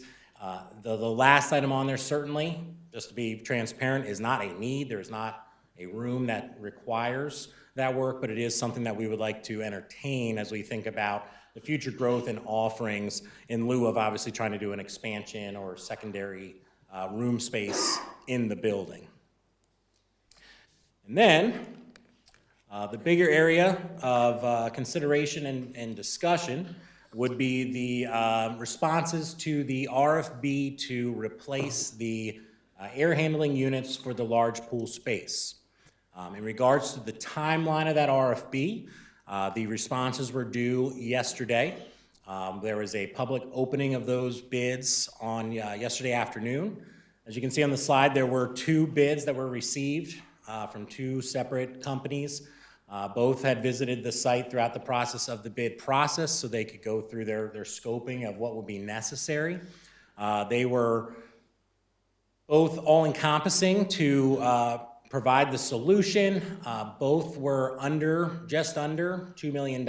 So despite some of the preliminary assumptions that this project would be much more costly, we're happy to say that at this moment, the bids came in under $2 million. So excited to say that that expectation that we had, at least, or I had walking into it, is certainly much improved.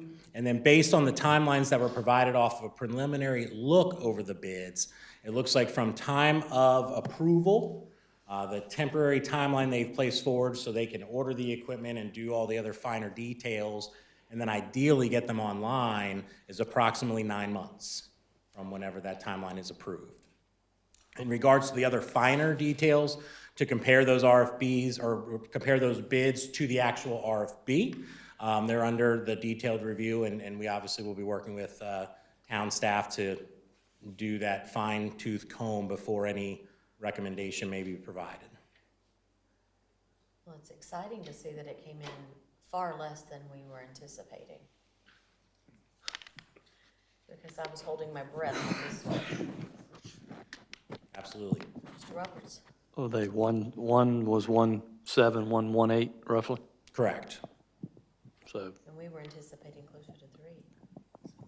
So I guess Emily and staff will be reviewing to make sure we're comparing apples to apples. And Zach, can you give us maybe on these, the goal here is to literally, make sure I'm right, rip out the 50 meter system, the old system, the ductwork in the system, and basically put brand new system and ductwork in? Well, this is where we need to really dive into the potential details and make sure that it is truly apples to apples, and make sure that we're following the guidelines of the statute. But in short, yes, there was a defined requirement to replace the air handling system, which may or may not include that ductwork. And so part of that process was for them to take a hard look at that and come back with that option. Anthony, is it fair to say we did not budget this $2 million expense, and we do have a grant of $650 from the state of North Carolina? And so we're gonna need to figure out should we decide to go with this, we need to figure out the other, call it $1.3 million.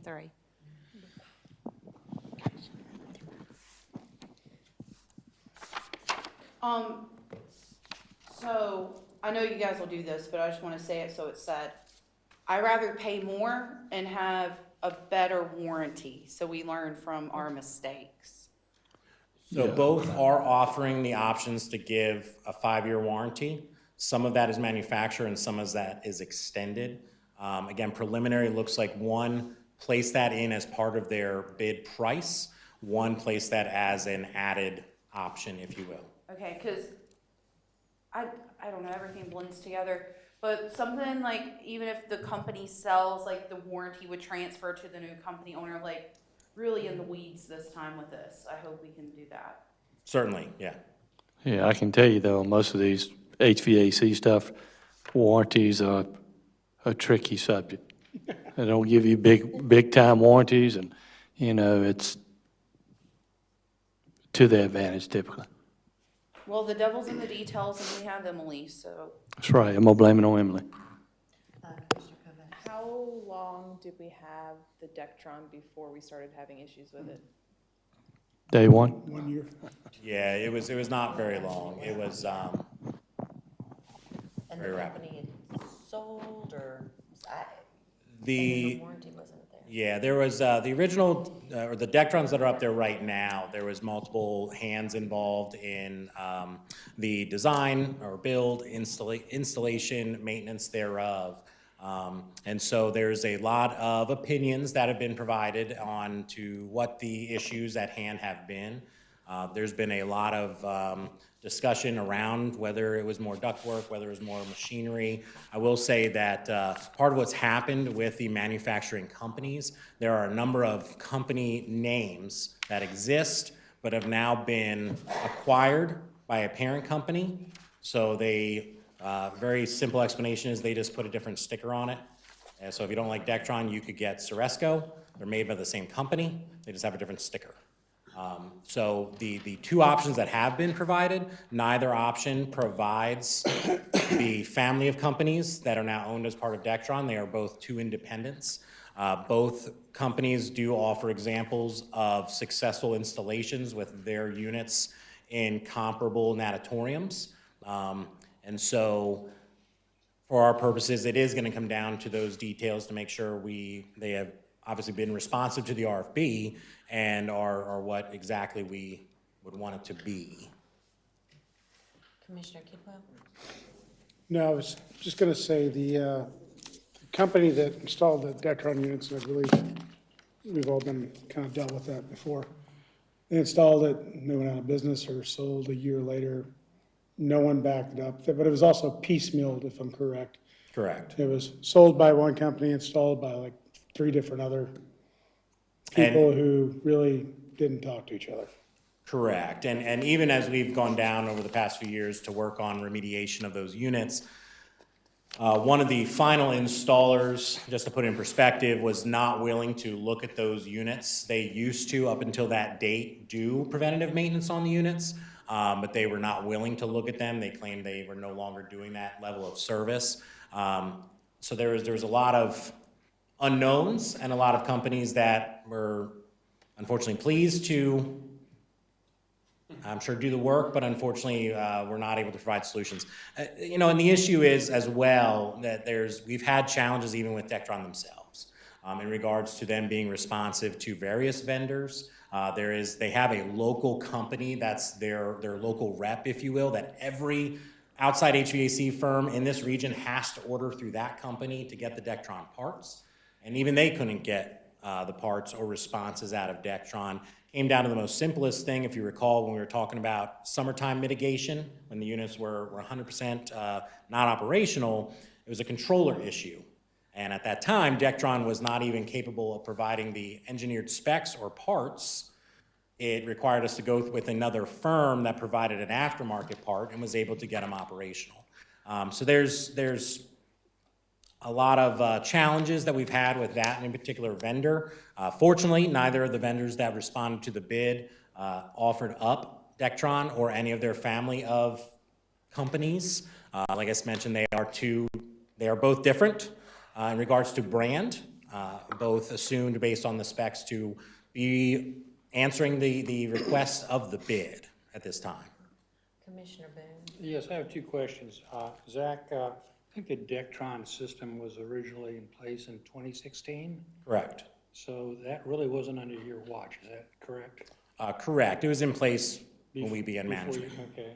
And my last question is that it seems like some of the cardiovascular machines are out of order. Any time frame and when those might be brought back up to speed? Yes, so that's been an area that, much like the HVAC challenges that we've also been reviewing, there's really been two main culprits to the delay in getting some of those back operational.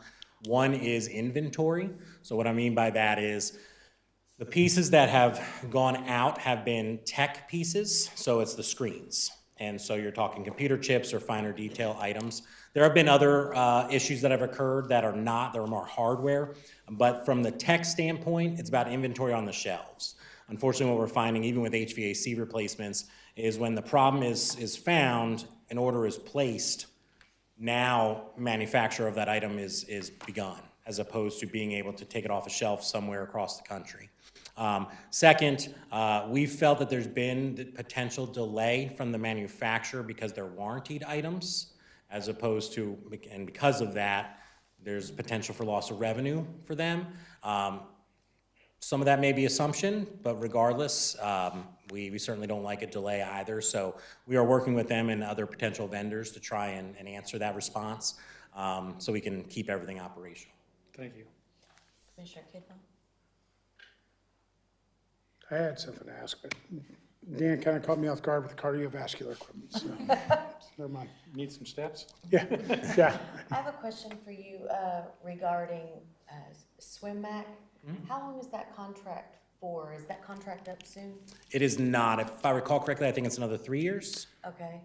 And about sponsorships, where are we at with sponsorships? Normally, we talk a little bit about what that looks like.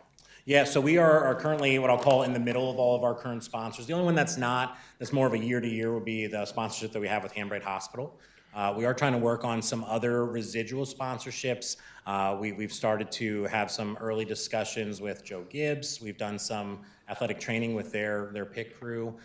We also are working with Keffer Automotive Group and get some support from them as well for some of the race series we may have coming up. But in regards to our other two larger sponsors, Atrium Health and SwimMac, both are currently in what I'll call the mid of their current agreement years. Okay, sounds good. Hopewell High School swim teams utilizing our facility as well? They are. Okay, good. My last question's for Mr. Roberts. When is the contract up with Swim Club? So June 24, and then we have to notify them October of 23 of how we move forward, whatever that may be. Does that sound right, Emily, Jackie? Yep, So- June 24, Okay. October 23 notification. So this year. We need to start then having the conversation on whether the board wants to put it out again for bid? Yep, or whether they're all going of to the do it. above. Correct. So just putting that on the radar. And we haven't had any Yeah. discussions. As far as I know, they may say they want to run away, I don't know. Who knows? But we should start having that conversation. I don't want it, the last time that happened, it caught everybody off guard, and don't want to do that again. So live and learn. Anything else for Zach? Commissioner Munger? Yeah, I don't know if this is the right timing, but if memory serves, 2018 and possibly 19, or one or the other, my apologies, you were profitable to the point where you were able to pay back portions of the bond. 2020, fiasco, not your fault. 2021 was kind of a continuation, still dealing with the COVID scenario. 2022, if I recollect, there was no anticipation of being able to do so. 2023, what do you feel? We are still working through that process, I guess, is the most diplomatic statement I can make. We are still dealing with the residuals, even with the restrictions that were still being upheld, although not as major as they were back in 20 and 21. Coming into early portions of 2022, there were still restrictions in place. And the thing to remember is that even if there is not a restriction, it doesn't necessarily mean that the public's consensus agrees, right, to do certain things. So the unfortunate side of the closure, we lost all of the passive memberships. So there was a sizable amount of memberships that were paying not utilizing the facility. As soon as all those memberships were turned off, and that was the right decision, they did not re-engage. They now knew they were not using the facility and have not returned. So the positive is that we have members that are all engaged in utilizing the facility. The challenge is that it takes some time to gain up the potential passive member or be able to offer enough, whether that be quantity of items per day, hours per day, whatever that answer is, to ensure that all of the engaged members are utilizing the facility to get us back up to that revenue number. Where it stands today, we're going to try and do what we certainly can over the next 6 months. We've already started to realign staff. That's a polite way to say that we are reducing staff because we're not seeing revenue hit where we would have hoped that it would have hit at this point. We're certainly looking at other opportunities to increase the general revenue so that we can get back to, at a minimum, revenue neutral or budget neutral. So I don't have a specific number to be able to deliver to you today to say, hey, here's exactly where I think we'll land for this fiscal year. If January is an early sign to what the next 6 months could bring, yeah, I think we can be on that path. At this time of year, the numbers and budget look a little more skewed because with how our payroll aligns, there's some months where we pay 3 payrolls versus 2, and so you'll see an increase, and then it kind of evens out again until that next 3 payroll month. So at this time of the year, if you were to look at the reported numbers out of accounting or finance, the facility is currently reporting a loss. But that doesn't necessarily mean that it's a loss that can't be taken care of, if you will, over the next 6 months. Even in our best year, we were still looking at a similar situation. Patty distributes monthly financial statements. When you compare the December she distributed earlier this month to the December prior, there's $27,000 less loss this year than the prior year. Okay. One of the things, just a takeaway that I would like to see, if you could do like a month over month membership, just a line graph, give me an idea of where that membership is going. If you want to go all the way back to 19. Sure. My full expectation is here and then back. Yeah. I just want to see that visually. Okay. And that's just me. Yeah, I can definitely generate that for All sure. right, thank you.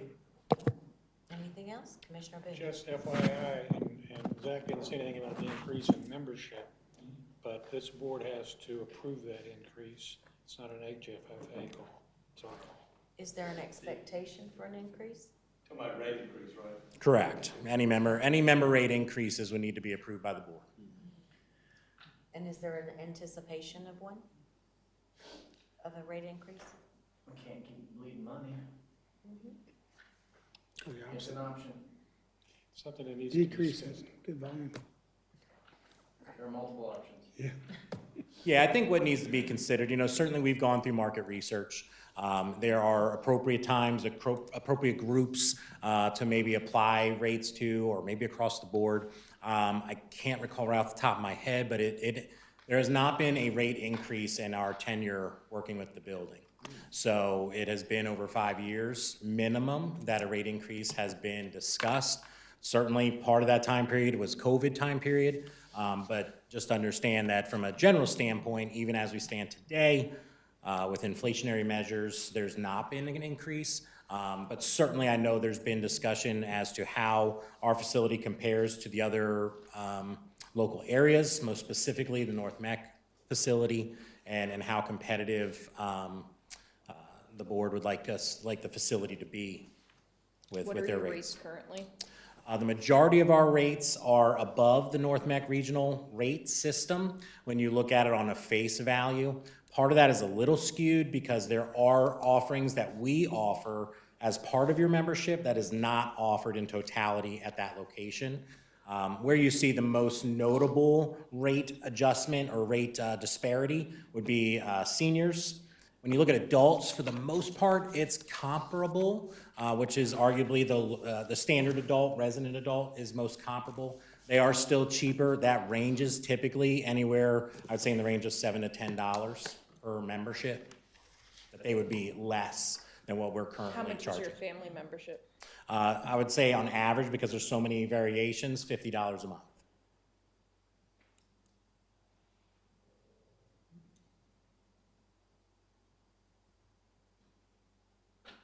Can you clarify on that? Because You said- Commissioner Boone and I are looking It's gotta looking be at each more other like, $50 what? more. $50 a Family? month for a family membership? Oh, family. Yeah. I'm sorry, I thought you said Yeah, individual.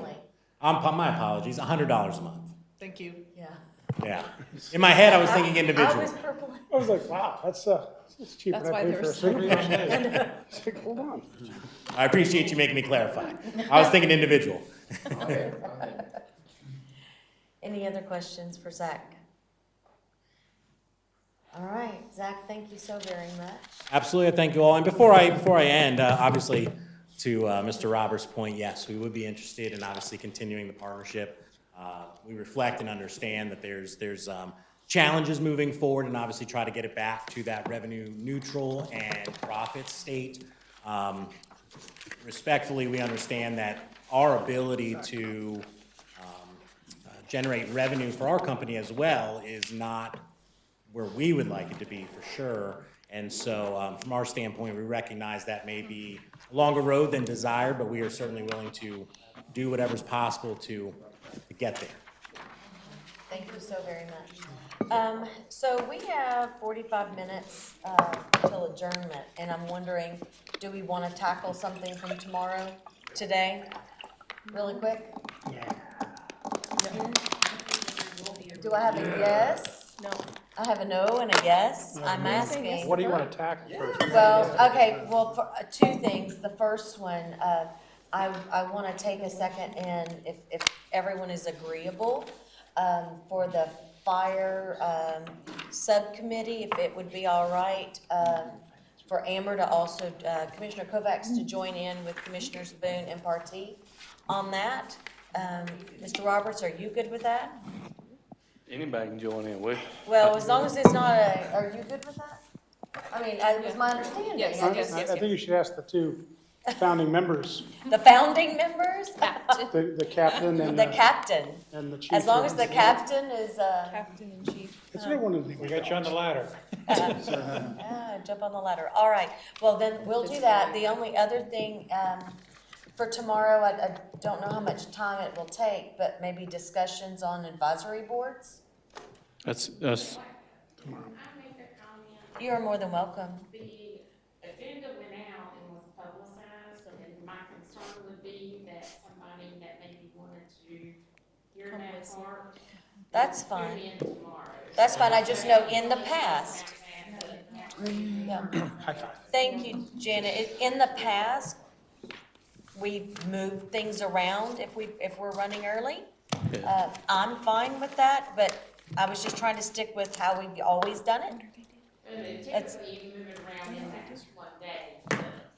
yeah, we're perfectly fine either way. I think we're gonna have time savings tomorrow, but yes, I agree, you could probably move it around day to day. We're streaming and everything else, but some people may wanna listen Yeah. in. But we'll have some spare time probably in the morning, we'll make up some time. So either way is fine, whatever y'all wanna do. If you wanna get out of here a little early and beat the traffic, great. Well, that works for me. I gotta go get 2 new tires. Ka-ching. Exactly. All right, folks, so, well, then let's go ahead and adjourn for today. We start back at 8:30 tomorrow morning.